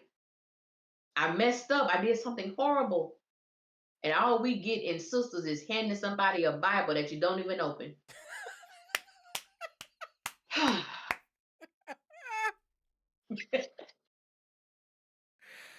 Oh my gosh. So don't ever talk to me about writing. Don't ever compare sisters to girlfriends. Ever. That is an abomination. Ever. Don't ever do that. Ever. Baby. And it was appalling. Journey with Cece, it was appalling. She was dead wrong for doing it. She was. Wrong. And people show up like that in friendships sometimes. And it's not all because they actually hate their friend. Tony's thing became very clear. She actually hated herself. And we got to watch that journey of her healing through that. Her one learning it and then healing through it. Pulling back the layers. Walking out of her shallow, superficial mask that she had built up to survive in her way and make it out of Bakersfield. Like, that was all a part of her story. These sisters characters, they just got them running around bumping into things. I'm not saying that people can't be terrible people or terrible friends. But if you're going to do it, tell the real story of what that actually looked like versus trying to tip your toe in it. You got her talking behind Karen's back, kikiing with Fatima about the paternity, but not fully committing to it. If you're jealous of Karen, then let her be jealous of Karen. If you pissed at Karen, let her be pissed at Karen. Tony was pissed. You told Sean what? You told, what was old boy name? Greg. You told Greg what? Then you took my ass to Jamaica to try to get me to forget about it. Then you blocked me from marrying a pro bowler. None of these things were actually valid in reference to like Tony's reasoning trying to sleep with her man. But you can see her thought process. She was committed to the choices that she made and doing the best that she could with the information that she had and the person that she was at the time. Tony will forever go down in history as an iconic character, specifically for the journey that she went on. And yes, she was diabolical from the damn jump. She was. But y'all and that was a 30 minutes. 30 minutes, Ellie. A 30-minute sitcom. And these women were well-rounded women, even to this day. And how long has Girlfriends been off? I remember everything about their backstories. These women on Sisters, in November, it will be 6 years that this show has been on. We have not gotten anything that makes us understand why these women move the way that they move. Who are they beyond the characters? And I'm talking about how you take a 30-minute comedy, a 30-minute sitcom, and you have built these entire women as substantial characters where there is so much meat to them. So much. I'm not, girl, just the first episode alone of Girlfriends, but we ain't gonna talk about Girlfriends, but just the beauty of it. It's such an iconic show, and you can just always, go in and out with talking about what we experienced while watching that show. And then we get Sisters, and it's like, this is the dumb stuff. If we're through with Danny, because I don't know what else happened with that scene. Another person that's doing dumb stuff, girl Sabrina. I think they wanted her to be the comedic relief for this episode, and I didn't find nothing funny. I didn't Erica, find a damn thing funny. It was this was pathetic to me. this is top five. One for me, top 8 worst written episodes of the entire Sister series. I'm trying to understand. If I missed something, y'all let me know. How did we go from Sabrina talking to Andi, having a sound mind and spirit, not intoxicated, not drunk, not high, gets to her house and she's intoxicated? Child. When did that happen? I thought the dude gave her something initially because I'm like, why is Mm. Sabrina acting like this? What's going on? That wasn't like nerves or giddiness. She was acting as if she had too much to drink, and I think she made reference to it. And in my mind, I said it felt like this episode was so horribly edited. I feel like I missed things along the way as it Mm. was going on because I'm like, what happened? Child, I couldn't tell you honestly because I tapped out, Allie. I tapped out watching Sabrina's stupid ass. Like, and I'm sorry, Stupid. I love Sabrina, but you're stupid as hell. You got Father Time up in your goddamn house, can't get it. Girl, what are you doing? Him in here with these damn dungarees on. What are we doing? This horrible ass hairline? Like, what are we doing, Sabrina? You brought him home because of what? And Andi, I'm coming back to tap your ass as well because you pushing her out this goddamn restaurant with this random man that you do not know, all because you don't want her to see you with Dr. Vaughn is selfish as hell and stupid on your best day. I wish the hell I would be like, oh yeah, girl, go ahead with this man that I ain't never met. I don't know what he finna do to your ass, all because I want to hide. It has never been that serious. Ever. Ugh, the whole thing. Ever. Paige and Maurice couldn't even save it, and they were brilliant. They couldn't even save it. Yes. Mm-hmm. Mm-hmm. Ugh. Yeah. Yeah. I don't get it. I don't. It was just stupid. I don't. I mean, I'm gonna be honest. I really don't even want to really discuss Sabrina.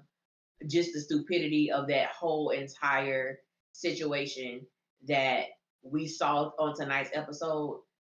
I'm just pissed off because I'm like, we could have used this time to deal with Aaron and Karen, and we Oh wasted my all this time God, on yes. dumbass Sabrina. Dumbass Sabrina. Now stuck in a situation where you having a conversation with a man that you don't know about his erectile dysfunction. He shouldn't even be here. And why are you not putting him out? You're now asking a fake Alexa to figure out how he can get his penis up. Sabrina, please, because I'm finna lay hands at this point. You need to be slapped. He over here, well, I'm trying. I wish the hell I would. I wish the hell I would. But Got Erica. Father Time in here getting on everybody's goddamn nerves. Meanwhile, Karen is spiraling. Can't even pick up her goddamn kid.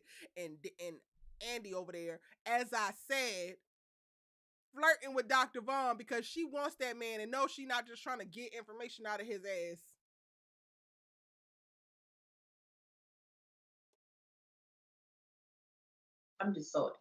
The more I think about it, I'm getting angrier. Y'all literally gave us what 58 seconds of Aaron and Karen this episode, and we had to deal with all the. When Sabrina asked this man, "How do you like it? Do you like?" I said, "Baby, what? Why? Why are you asking him this?" See, that's why. Well, if you gonna hold, I'm not in a relationship with you. I am not here to please you. I'm not even here to make sure that you get off. Homeland is about me and me only. I'm whatever I got to do to get there. That's what I'm gonna do. And if I don't want to keep going till you get yours, baby, that's between you and God. I said, Sabrina, baby, this ain't for you. You know it's not for you. And like you said, I guess fusing Andi in there as well. My thing is, Andi, all y'all ass horrible friends. You left Karen's house earlier last week because you know you finna meet up with Reginald, and you don't want anyone to see you because you don't want to get caught in your mess. You don't want anybody to know where you were actually going to, and you push Sabrina out.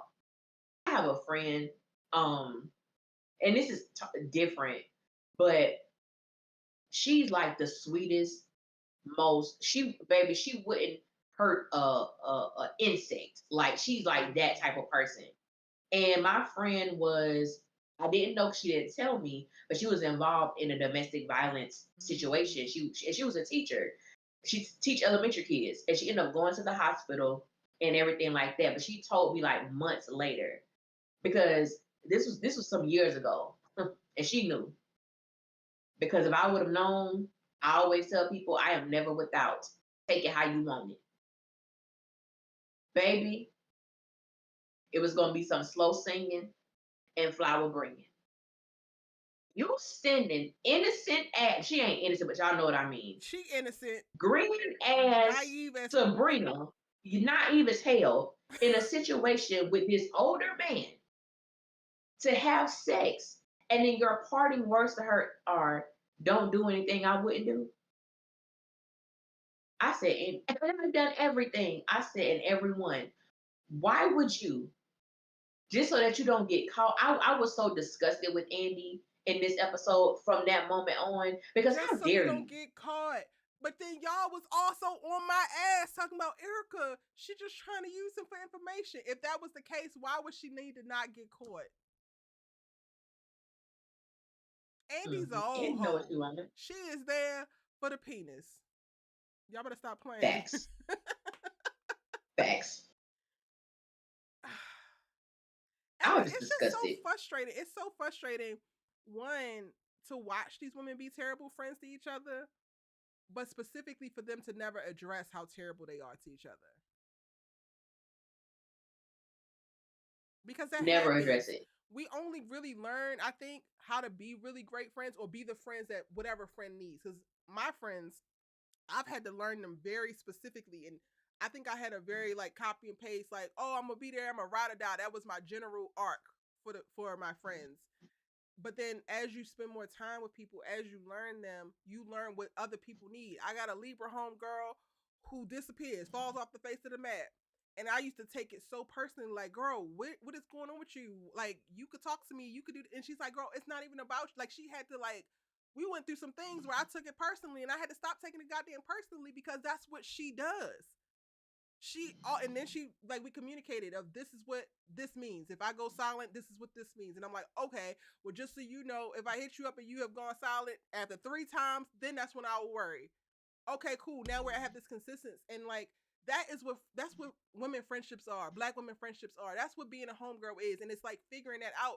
And the show could be that, but we don't even get that. We don't get to watch them go on a journey of evolving through their friendships, and like as you change as a person, how does that mesh with who your friend is and how you show up and how you can be the best person that you could be, not only for yourself but for your friend, right? Like I've spoken about, letting people go, and that's a very real part, I think, of friendships, of like releasing the people that you have grown out of doing life with them.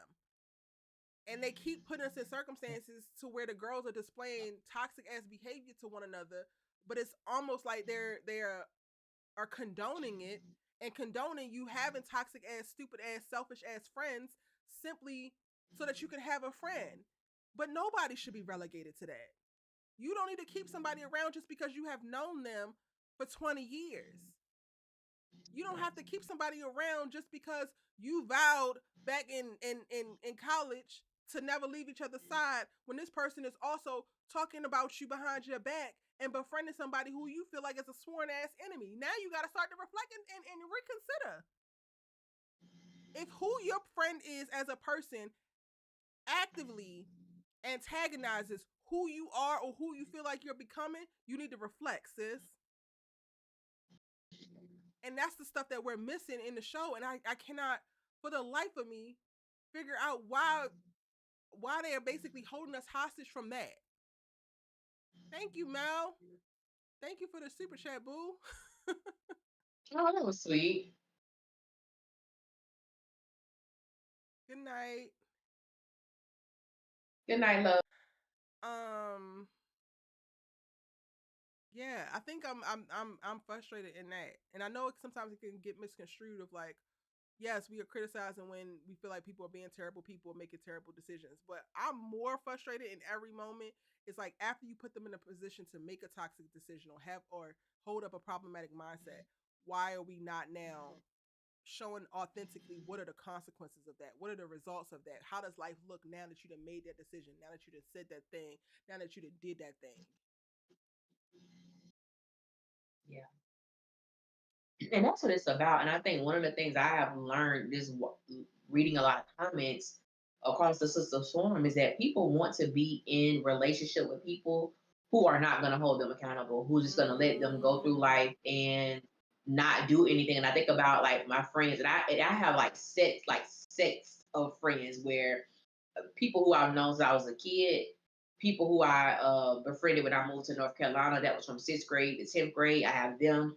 And then some of the same ones I had back in Florida when I moved back. When I went to college, I'm still close friends with all of my friends from college and the people I've met, post college. And the ones in college, like we went through a lot. And that responsibility and holding people accountable to their actions and their words, yes, it can be uncomfortable, but just the growth that you see when you can say, hey, you stated that you were going to do X, Y, and Z, and you haven't done any of that.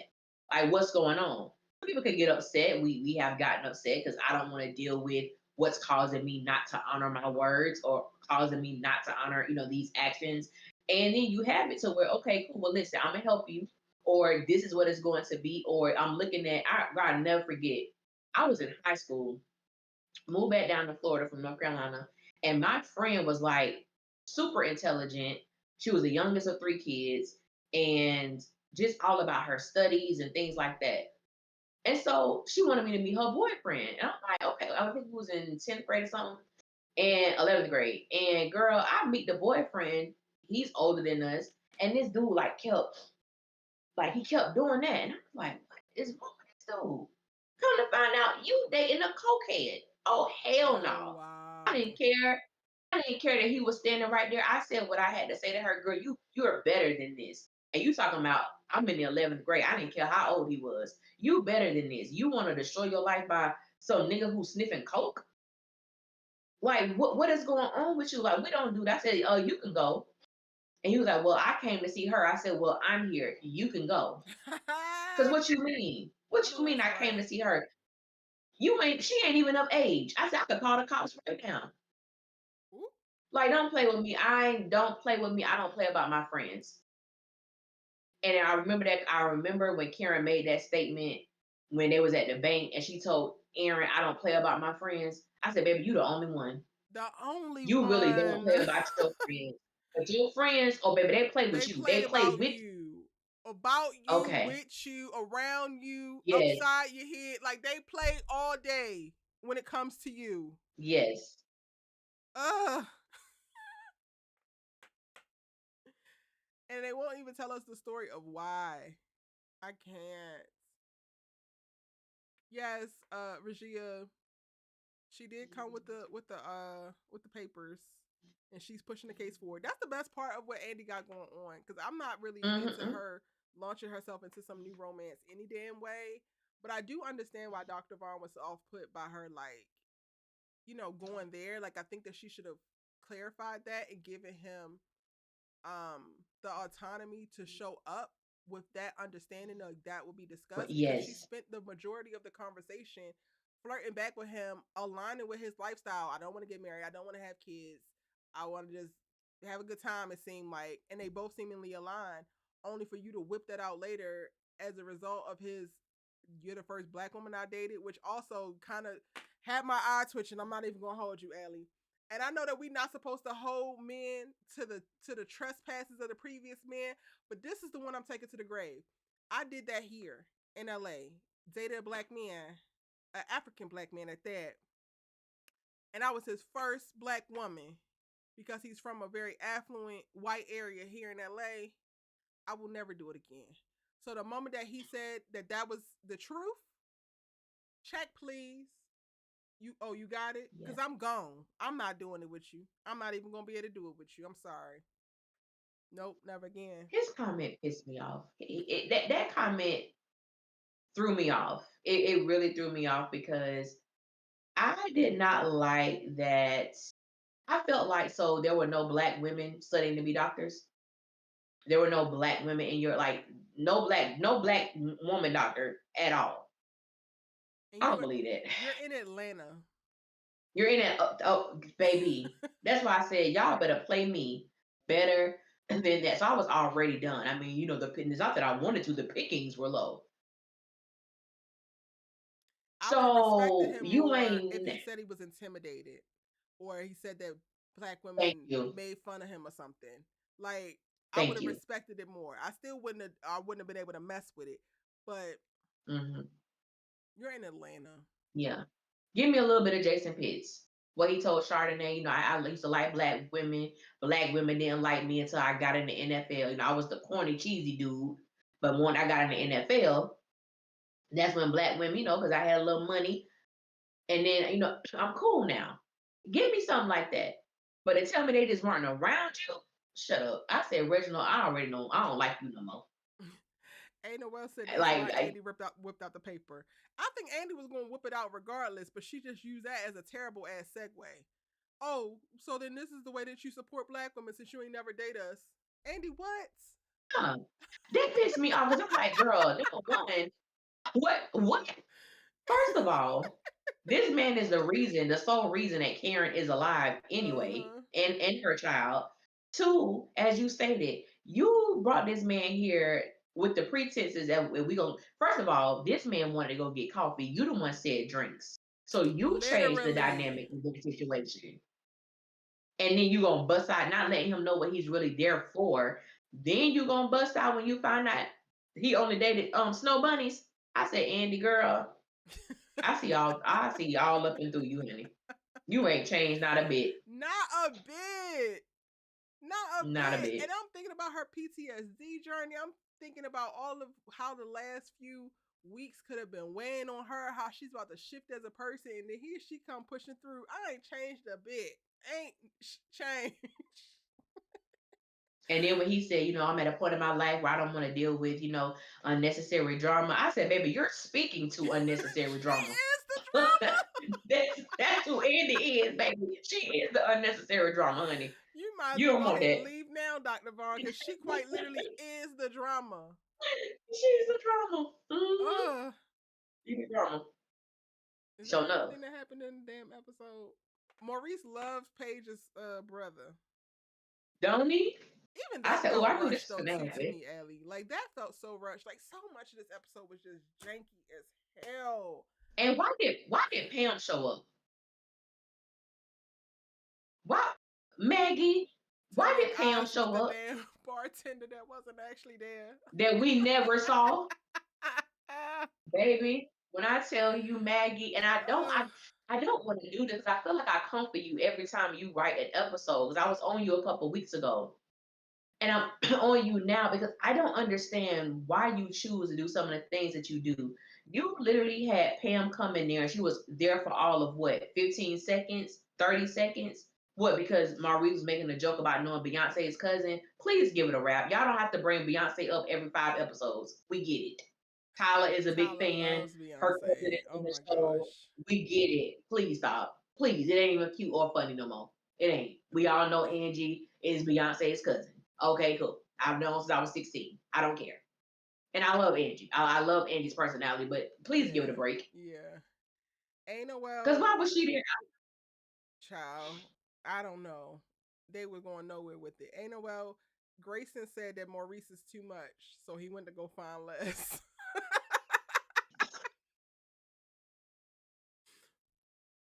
Just throwing Baby, if her I out had a so random. slingshot for Maggie, if I had a slingshot Maggie, because what the hell was that?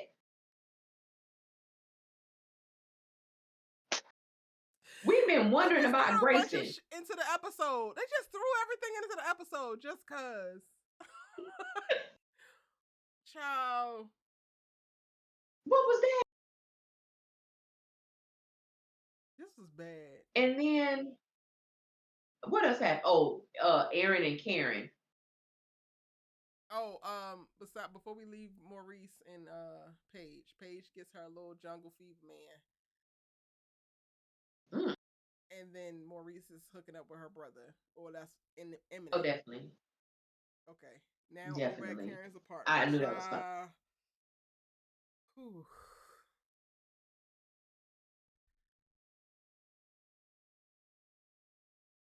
My my issue is that I understand how Aaron feels. I really do. It's literally been not even a whole day that Karen has been home from the hospital. And I think that's Mm-hmm. my thing. It hasn't been a whole day. Even when he said, I want you to know that this is our baby, this is our child. She is fully aware of that. She knows and she understands. And the fact that this woman is having to apologize for something that she is unable to control in this moment, it does not sit well with me. And I do not want to negate how he feels because I understand. But at the same time, I just feel like why is it being like so rushed that what do you want her to do in this moment? And I think when she set up, she was like, I know that and I'm sorry, but I'm scared. Like I can't make another mistake. I can't. She still has that blame, that shame, that embarrassment because I'm supposed to have two babies and I only have one. And it's me. And I understand, like, even when he told her, like, what happened at the hospital is not your fault. And that is a fact. However, her feelings have not lined up with that fact as of yet. It just hasn't. So I'm like, y'all, Aaron, I do appreciate you not even your tone and everything, but I don't like that rush thing with her. It's only been, like I said, it hasn't even been a whole 24 hours. Faith is fine, and you knew that Karen was not going to get up to get her. I think he was like, Karen, like, come on, quit.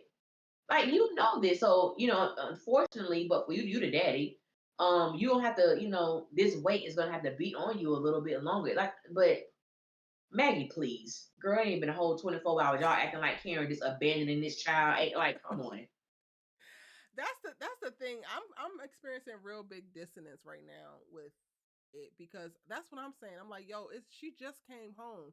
This is 3 days after having this child cut out of her, Mm-hmm. and she's home, and she's struggling, and she's feeling shame and deep guilt and sadness.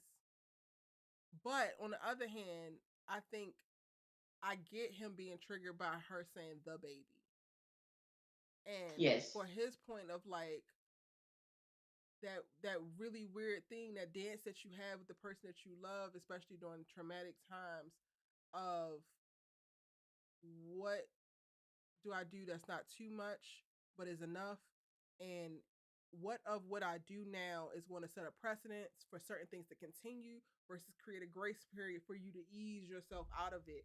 And I think for him, the referring to the baby as the baby might be that hard line that he just cannot concede with. He can have to, burp the baby, change the baby, feed the baby, do all of the things to the baby. But when you can't even say our daughter or our child or our baby, I think that is something that plays on something in his mind, which I feel like is very valid.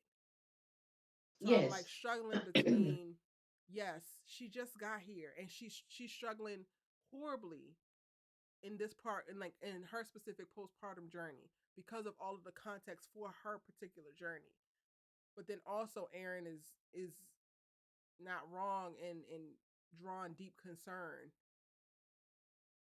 And I think for me, I guess it feels like he's not seeing any hope as it pertains to her and how she's interacting with the kid,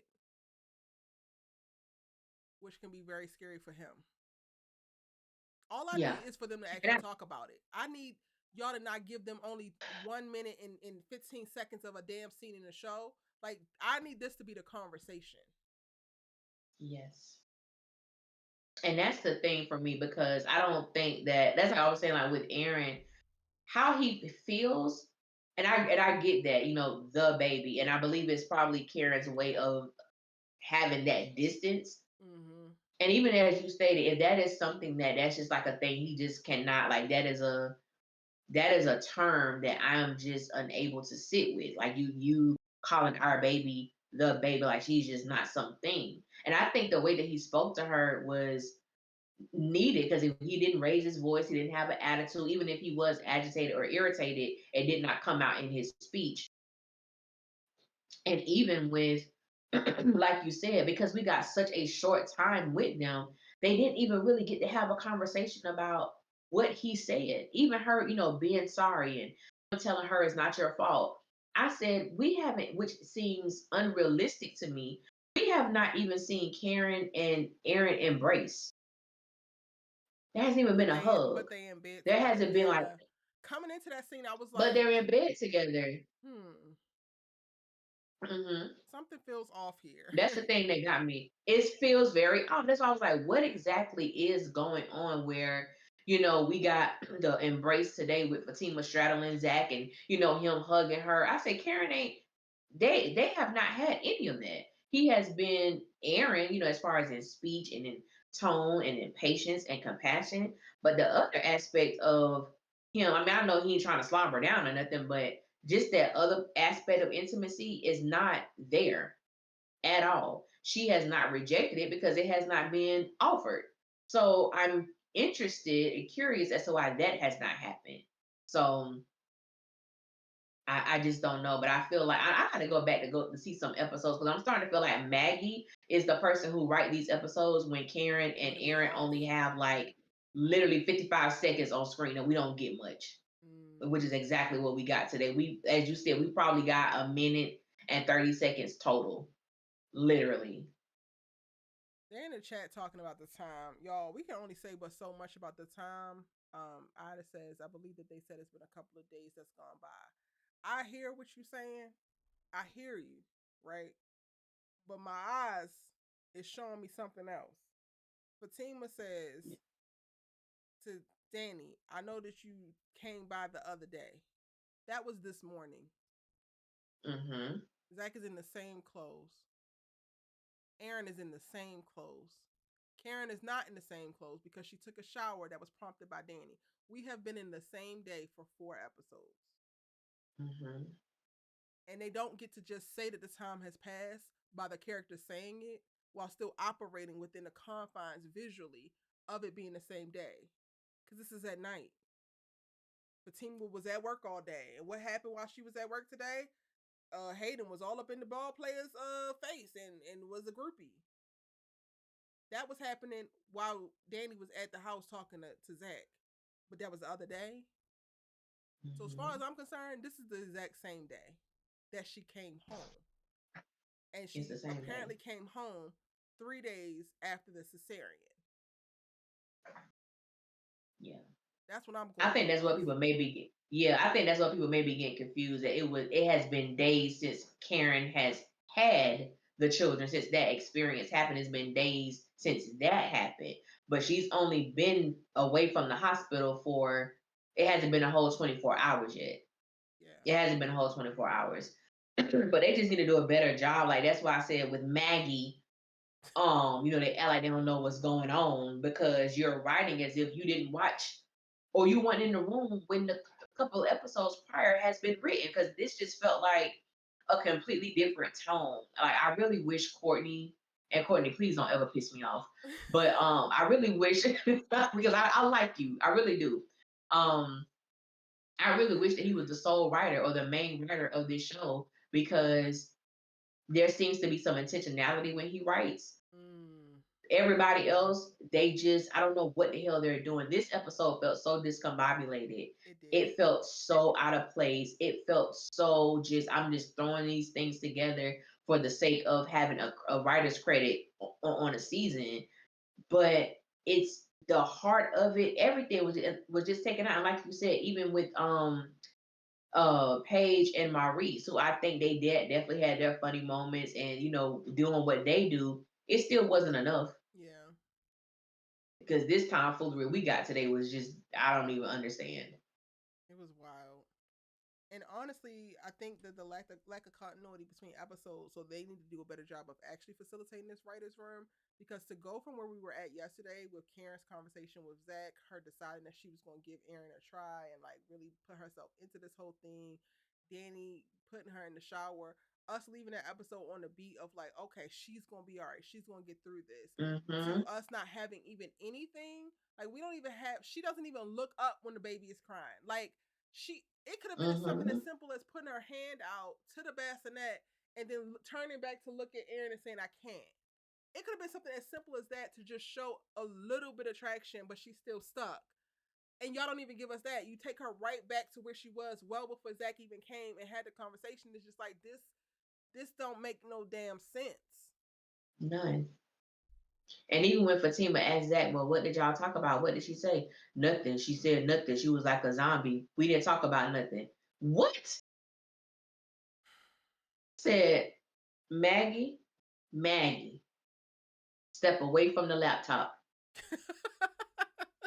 Because, baby, how you got this man lying like that? They had a full blown, in depth conversation, and he is telling Fatima they didn't talk about nothing, nothing. Karen didn't say nothing, nothing was said, and I really don't want to talk about it anymore. So I'm like, okay, are you upset that you and Karen had closure? Because what was that about? I understand you not wanting to talk about it, but I'm curious as to what is affecting you from stating how you felt about your conversation with Karen. That's why I say I don't trust these characters. I mean, I don't trust these writers because they have depended so heavily on Zach and Karen. I do not see that dissipating. I don't see them doing that for a simple reason like that. Well, we didn't talk about nothing. She didn't say nothing. Okay. When y'all Okay. literally said everything that people have been wanting for the Everything. last 8 seasons. Ooh, child.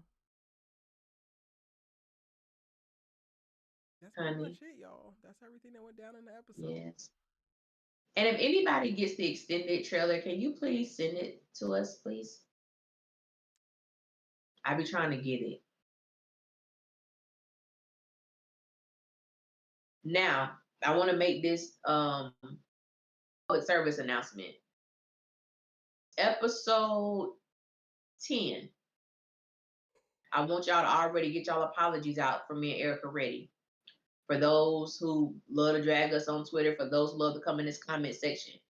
When we stated that Zach gives his best performance, acting wise, the Val, when he's with Karen, we had some people come and misconstrue what was actually stated. And Zach is so different. Zach has changed. We talked about how Zach is a different Zach when he's with Karen, as compared to that Zach with Fatima. No, he's different. He's better. No, no, no. Come episode 10, the synopsis tells us the first line: Zach resorts back to his old ways. Oh, thank you, Lord. When he allows jealousy to creep in and he confronts one of Fatima's clients. Why the hell Zach ain't barred from that law firm? He done fought there. He done caused so much chaos and confusion. He's actually been arrested at the law firm, and he's still allowed to roam. I don't understand it. But I just want y'all to get them apologies together because supposedly he's so much better and so different when he's not. Hello. When when Zach beat up his crackhead brother, I knew then, baby, ain't no changing. That's who he is. That's who he is. That's That was that's what I just had to say. it. That was just it. Child. I haven't even read the synopsis, but remember it. Allie, I ain't gonna hold my breath because they ain't gonna give me an apology. They just gonna keep coming. But, They ain't gonna get it. I just love to say it. I just love to say. I just like to have fun and just basically to just prove, like a lot of times, that we know what we're talking about. a little something. When it comes A to little these something. sisters, we know what we're talking about. We Our know what we're talking predictions are about. not just arbitrary. We're not just Yeah. out here trying to hate on certain characters. The stuff be right there. Right there. Fatima in that trailer says, I don't Right there. even feel I don't even like that I'm gonna say this. So it has to be something diabolical. Erica's dead ass wrong for saying that Fatima said something diabolical. What? I'm sorry I have a functioning damn brain. Baby. I'm sorry my frontal lobe is fully formed. The hell? Okay. But y'all, that's pretty much all we got for today. They're going through growing pains due to this tragedy of what just happened.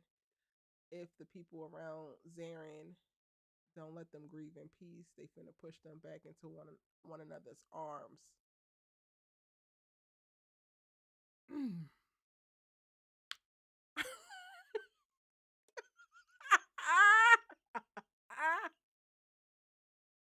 You got any thoughts about that? What DNC greatness said? I sure do. All I'm gonna say is go back and listen to that special video that Erica and I made when we were talking about the possibilities of what could happen if this baby does in fact die and the baby belongs to Zach. Because everybody, not everybody, but a lot of the Zatima stands wanted this. And I said, y'all not thinking about this clearly. You're not thinking about it because no one else understands what they are going through but each other. So if they feel, and it may not be a fact, but if they feel I can't talk to my partner, who best for me to talk to than Karen or Zach? And that's what's gonna happen if especially with Fatima, especially after Zach heard what he heard. So it just, of course, on Zatima, we know that they are together. We understand that. However, it does not negate what has been said and what Zach overheard and what's happening now on Sistas. So I don't know what's gonna happen after he hears this conversation. I don't know. And y'all can crash out baby. and slide down the walls in somebody else's house because you can't do it here. Just saying. They gonna be so sick if that's where this go. They gonna be so sick. So sick. And I am going to enjoy every moment of it. I'm not even gonna hold y'all. I'm a relish in it. Oh. Oh no, Allie, you're not gonna relish in it. You're gonna be relieved since we being relieved. There we go. I'm gonna be relieved, happy, thankful, grateful. That's what Google say it is. That's what I'm gonna be. Show enough. Show enough with the show enough. Oh my goodness. Wednesday talk, you just finished the episode, y'all. We about to get off of here. But yes. Oh my God, yeah. Yes. Oh my God, it's right. Yes. The bird has finally flown the coop on some bullshit. Yes. Yes, she did. She's relieved. And she did. She's relieved. Don't you relieve your ass into some law books while you trying to get people. And what you relieve for, sis? What you relieve for? What you relieve for? That's the thing. What you relieve for? I want to know how in depth she goes. Yeah, me too. Y'all know what's coming. Zach is so different in Zatima. He's so different, but still not better. And we know what's coming. It's gonna be so many excuses because it's always an excuse. It's always an excuse about it. I remember somebody said, well, I can't believe that Andi said that the Fatima and the shade wasn't necessary. I said, Andi throws shade to everybody. Why y'all felt like Fatima was exempt? Hello? Why y'all felt that way? Y'all are quite literally the only people who give a damn that much about Fatima and protecting her in the ways that y'all do. Like, she's supposed to be exempt from being having any predictions in anybody trailer breakdown. She's supposed to be exempt from Andi shade. She's supposed to be exempt from Danni running telling that about everybody businesses because Fatima know. Like, she's supposed to be exempt from Zach feeling like he can actually talk to her. Like, she is not exempt. They about to piss me off real bad, Allie, because they really do think that she's exempt from everything. Yeah, I'll be trying to understand. This ain't Texas, and she ain't a nonprofit. No. I'm glad that it looks like Andi is saying something off Fatima practicing law without a license in the next episode. Me too. Me too. Specifically, me too. I'm glad that she named the thing because you're doing too much. She's not. Miss Marie said, like the comments have just been so crazy since last week. As if anything They that have I said been made no damn sense. they have been crazy. Andy's I don't know why she's jealous. I said, why? Where? I'm saying, is jealousy in the room with us? Jealousy, if you're here, please say present. Baby, jealousy ain't here. Jealousy, trust me, is not here, and I'm so glad that they do allow Andy to go into detail because that's all me and Erica been saying. And it's well, no, Fatima, no, she can't. But Fatima can't do stuff just because she's your favorite character. Like it just does not make sense. It just don't. Which I said, I don't think people don't agree with certain points you guys make because they think you guys point out everyone else's flaws instead of Karen's. And you know the thing about that is, if people really listen to my reviews, especially, and I said this several times, like in seasons like 3, 4, and 5, I used to go in on Karen. She was always from the first episode. Karen was my favorite character, has been my favorite character. It has never changed. And I spoke on it a little bit last week about I just felt my good sis was playing herself. I didn't want to see her get hurt, especially about Zach. Like I just used to feel like Karen, baby, why are you doing this? And I used to say, however I felt is how I felt. People didn't have no issue with that. They didn't have no issue with me coming at because I always say I come for everybody. I had people say about the same thing about holding Karen accountable. I said, baby, what has she done this season? If she's done something this season, I would say something. She hasn't done anything. And everybody who be on here, y'all know I can't stand Zach's ass. What has he done this season that I have had to be hard on him or hold him accountable to what the man is grieving? I'm on his side. So my thing is, I could agree more so with that if people would call out other things that I said. People only call out stuff when I mention Fatima. That's the only something simple. Just last week about the paralegal situation. Oh my God. Well, Fatima is a magnificent paralegal. Cool. Well, Fatima can do. She can't even pass a class. Fatima gets Andy's lunch. And I'm not discrediting what she is, but let's be honest. Did Andy have to throw shade? No, she really didn't. But I'm glad that Andy stood on business. Yeah, that'll come in handy when you actually pass the bar. Was it a lot? It wasn't. People don't say there was nothing to be said when Andy allowed Zach to come for her best friend because you decided you didn't want to betray Fatima, but you would betray your friend of 20 years. No issue with that. But the moment I say that when you actually pass the bar, y'all people act like Andy, called Fatima the B word. The stuff I saw on Twitter about that situation, it's amazing how Andy was her girl. Oh, Fatima, Karen gonna have to get over Fatima being Andy friend. She's gonna have to get over it. To now, I saw people coming at KJ for the wig she had on when her hair changed the first time. Oh, girl, okay, new hair, who this? New dude, who this? It went from that to all kind of stuff being said about KJ and Andy because she said that to Fatima. That's wild to me. And This the is character wild, gets right? special treatment. I don't respect that. Like Regia, I don't respect Hmm. them. They do say that. They say, "Oh, well, y'all don't They point do out say anything that. wrong with Karen." And I will go to the most remedial ass example. We talking about jobs. Fatima is a law assistant, a law secretary, and a paralegal. Karen is a hairdresser. Fatima is Hmm. attempting to operate as a lawyer while she's a paralegal and unlicensed.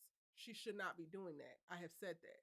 When Karen had her goofy ass up in that damn salon applying perm with no parts, I said something about it. Because you can't do what the hell you're doing within the profession that your ass is in. That people's problem is that y'all's perceived value on what I'm actually calling out. You add more value to it when it's Fatima, and you provide less value to it when it's Karen. When I'm doing the same thing for both characters, and Karen has been my favorite character from the goddamn jump, but it's different. Y'all can't say that Karen is a bad friend. I can say that Danni is a bad friend. I can say that Andi is a bad friend. I can say that Sabrina started to be influenced to be a damn bad friend. So y'all want us to come up with and make certain points about Karen or dig at Karen for that she don't damn do that these other girls do. And then when we call Karen to the carpet behind erratic ass decisions, behind selfish ass decisions, behind girl, this actually don't make no sense, and you need to understand that y'all don't give us no credit for that, even though we're speaking specifically to that character. But when we do it for these other characters, because they're also doing it loosely and poorly written. Quiet as Cat, Karen is the best written character on this goddamn show, because even with her crazy, it was always giving motivations and whys. And while it might not have made 100% sense in reference to logically, girl, you shouldn't be doing this, but in your woman brain, driven by love or whatever, that actually makes sense. That is what it is. Most of my criticism about all of these damn characters is less about what they're doing and how trifling it is, but why y'all are giving us no actual motivation for why they're doing the trifling I just spent 20 minutes talking about Danni, and if you want to make her a bad friend, make her a bad friend. Let that be a choice. Take her on an arc. Karen is the only character who has actually gone on an arc, so I am calling bullshit when y'all say we don't say anything negative about Karen, when Karen is quite literally the only character consistently who does have flaws, who does have issues, who does make mistakes, but is constantly held accountable for those things and has been shown to be learning from said things. The same way that she is in a space right now and struggling with her postpartum and rejecting her baby low-key because of all of the things that she's built up in her mind in reference to her inadequacy and how she has failed her other child who is no longer here. This is all going to be stepping stones for how she shows up as the most awesome mom that she possibly can be. And then y'all gonna be talking all this big cash shit about, oh, you didn't hold Karen accountable. Like, this is her circumstances. Her circumstances is she's running from her goddamn kid and being a mom because she's scared she won't be able to do it right. Fatima's on the phone being glad that the damn baby died. They have two different journeys. We can't speak the same about them. And that's no shade to you, Regia, but again, I'm calling bullshit when people say, oh, you don't say anything bad about Karen. I speak the truth about all them hoes. Every last one of them. Every last including one. myself. Every last one. So people can't, we are in season 9 now. I've been covering this for however many years. Nobody cannot tell me nothing. You're not going to guilt me or shame me and say, oh, you're no, that's y'all's problem. Y'all live in a standhood that operates as if Fatima can do no goddamn wrong. And we can't say that a paralegal shouldn't be trying to litigate some shit without a damn license. Okay. I don't have that problem. When the perm go in the hair unparted, I'ma call bullshit. Facts. Or like, okay, Natalie Rose said, and all they do is point out and drag that girl for filth for things she don't even do. And see, that's the stuff I talk about that we deal with on a consistent basis, even after listening to us.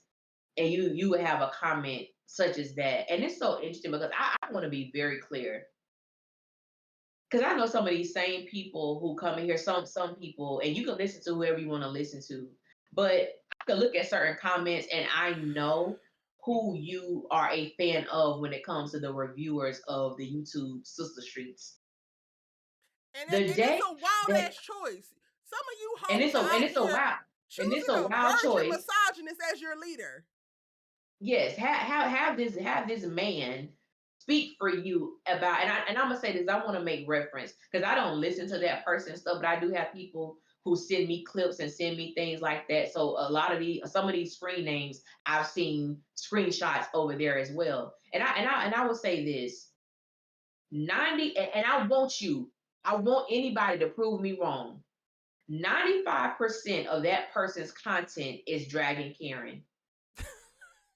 95% of that person's YouTube channel for Sistas and the videos are dragging Karen. The show would be better if Karen died. You call her out her name. The 95% of the content. Whenever Allie Nick begins to make content like that, at that point, I could be called a hater. At that point, I could be called, oh, she really don't like Fatima. You can go through all of my videos on YouTube. There is not one video bashing, dragging Fatima. Can I do it? Hell yeah. It's enough information out there. It's enough receipts that I can do. When we get on here and we talk about what took place on the show, that's what we did. That's what we do. And if Fatima fits a bill, now today, oh, y'all want to call her ass out because she deserved it. But that's not what we do. That's not what I do. And that's not what Erica do. We talk about the show. We talk about different characters. all of that. But the moment something is, I honestly feel like when we make references about Fatima, people automatically in their mind think we don't like Crystal. That's the only thing that makes sense to me. Because I'm like, how the hell does it get so misconstrued that you're saying something about a particular character and it comes into all of this? Oh, y'all some haters. Like I said, prove me wrong. Natalie, prove me wrong. Am I wrong? No, because you know I'm not. 95% of that content is dragging Karen. It's wild to me to have a man have so much disdain for a woman character, especially someone who's going through something like this, and for him to say some of the most disgusting and hideous things that I have heard about a woman going through postpartum depression and grief. But yet you be over there, I'm sure, agreeing. So it amazes me. I bet he's not called a Karen basher. I bet he's not But called a he's not hater. And have disparaging the her and character. be All the things that they lying. told me, I And was be lying and disparaging making up Fatima's stuff. character. I am this. I am. It's just like Man, y'all is not cool, and we no longer putting up with it. We're also not even trying to have sensible ass conversation with you lame ass bird brain assholes. I'm done with yeah, it. we know. I have over. I feel like at this point I have over 400 videos of just sisters on my damn channel saying exactly what the hell I want to say in the way that I want to say it. And if you actually watch them damn videos, you would never be able to line me up next to that misogynist piece of shit. So I'm not doing it. I'm not even defending it no more. Also, think whatever the hell y'all want to think. Good night, A Noel. Cause y'all are Yeah, ridiculous. Y'all it pick is. little loser ass It's misogynists ridiculous. as your leaders, and you run around here being bird brain bitches, and y'all are not my men. That's not my ministry. I never wanted to speak to them people, so that's cool. My biggest issue is that y'all come over here and make your damn try to make your voices known, and you could quite literally shut the hell up. As far as I'm concerned, you ain't added to the conversation. Not adding a damn thing. Karen is the show. She gonna always be the Is it show, and they have always showed been us show. that season after season after season, amongst shrinking screen time, amongst various love interests, amongst shady ass, no good ass, I'm not your friend ass friend homegirls. Karen has persisted as the damn program. She is the show. Y'all asses ain't never convinced me yet that she not, and you won't in the future. So like, pick another mission. And with that said, Ellie, I ain't got nothing else.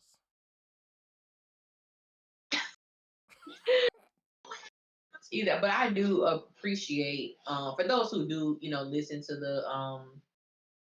to my videos and things of that nature. I do appreciate it because it's been a long ride. I think I started reviewing Sisters in season two.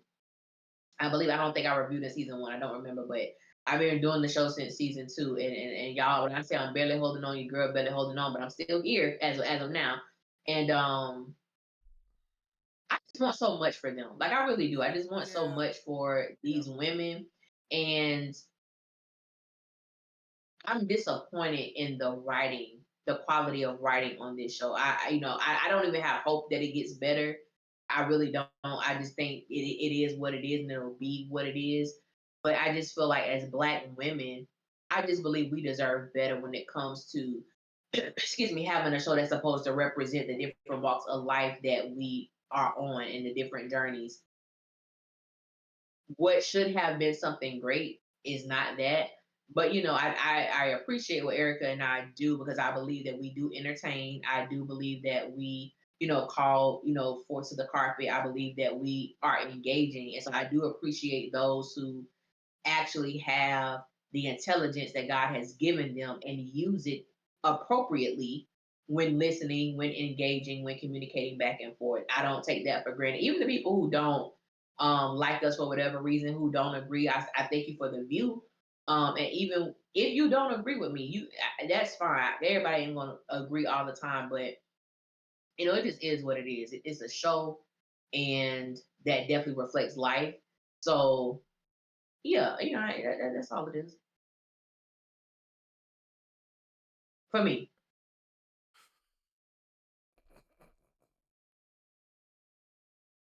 Very well said, So, Ellie. I don't have nothing nearly as succinct or with decorum enough to say, so I'm gonna go ahead and be quiet. I'm gonna do what the girls need to be doing and shutting the hell up because I'm out of niceties. I am out of I niceties. think. Some of these people are trying to make our lives live in hell just covering this damn show I the way think. that we want to cover it. And my point from the very beginning, you don't have to be here. But I'm so grateful for all of the Yeah, active, absolutely. mature, honest, communicative people that we do have in our audiences that have been loyal and have Yeah. stuck beside us and have been here to unpack things. And it warms my heart, honestly, to get messages when I help change somebody's mind or help them think about something differently. And depending Hmm. on what the point is, there are plenty of times that people help me think like, oh wait, I didn't even think about it in that way, right? Like, I don't remember who did it early in the chat, but it's stuck with me now. And they said, well, Fatima couldn't have called Angela because she needs her friend to see her a certain way, and if she says the truth, then Angela wouldn't be able to look at her in the same way. And I was like, damn, I didn't even think about that. So I love that. I love that we have a community where we can have these conversations and unpack things in this way. Um, and unfortunately, some of the loudest, most toxic voices be grating on my damn nerves, making this also very difficult to consistently commit to, especially amongst the fact that the show is just not written well. So it almost makes you between the Hmm. fans and the substance of the show. It's like why should I be giving this my time? Yeah, I do, I'm with you on that. And I do believe for me, it is the people who I have communicated with, who, because some people I should have blocked a long time ago, and I have not, because we'll have conversations where they do have a change of heart, or maybe they used to go so hard, in the beginning, and now things have changed. But it's like, oh, now I'm seeing this a little different now. Oh, I see what you were saying now, and not that I am correct all the time, but it's like I don't care that Karen is my favorite character. I don't have blinders on Not to because the of same that. degree that they do. And I think that that's the part. I think that people Yeah, struggle with like yeah, seeing somebody else's point of view. We say that Karen is our favorite character, and we're here for like the highs, the lows, the ups, the wins, the everything. They say that Fatima's their favorite character, and that means that every single thing that she does has to be right. We're changing laws, we're shifting this, and we're shifting that. And it's like we don't even see it that way. right, right. Like we're literally fundamentally not even having the same conversation from that starting point.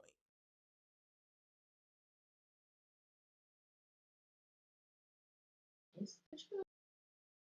I can't. DNC Greatest at the official Sistas page, even with how Zatima biased they are, made a post before season 9 saying the show wouldn't be complete without Karen. Hello? Because they are very much so biased.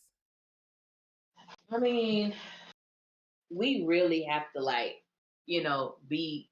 We just gotta tell the truth. We just gotta tell the truth. Tell the truth, shame the devil.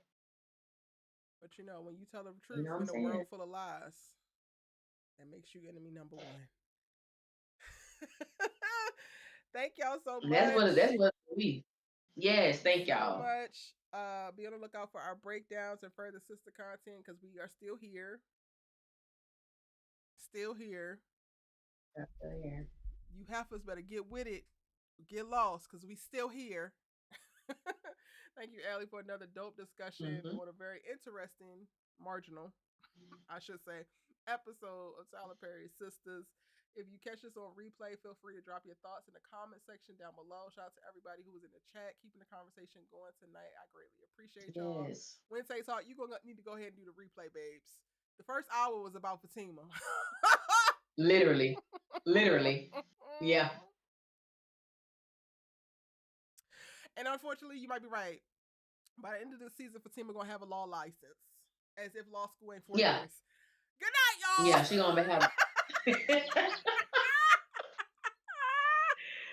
Oh man. Cause we didn't had it. Good night. Good night, y'all.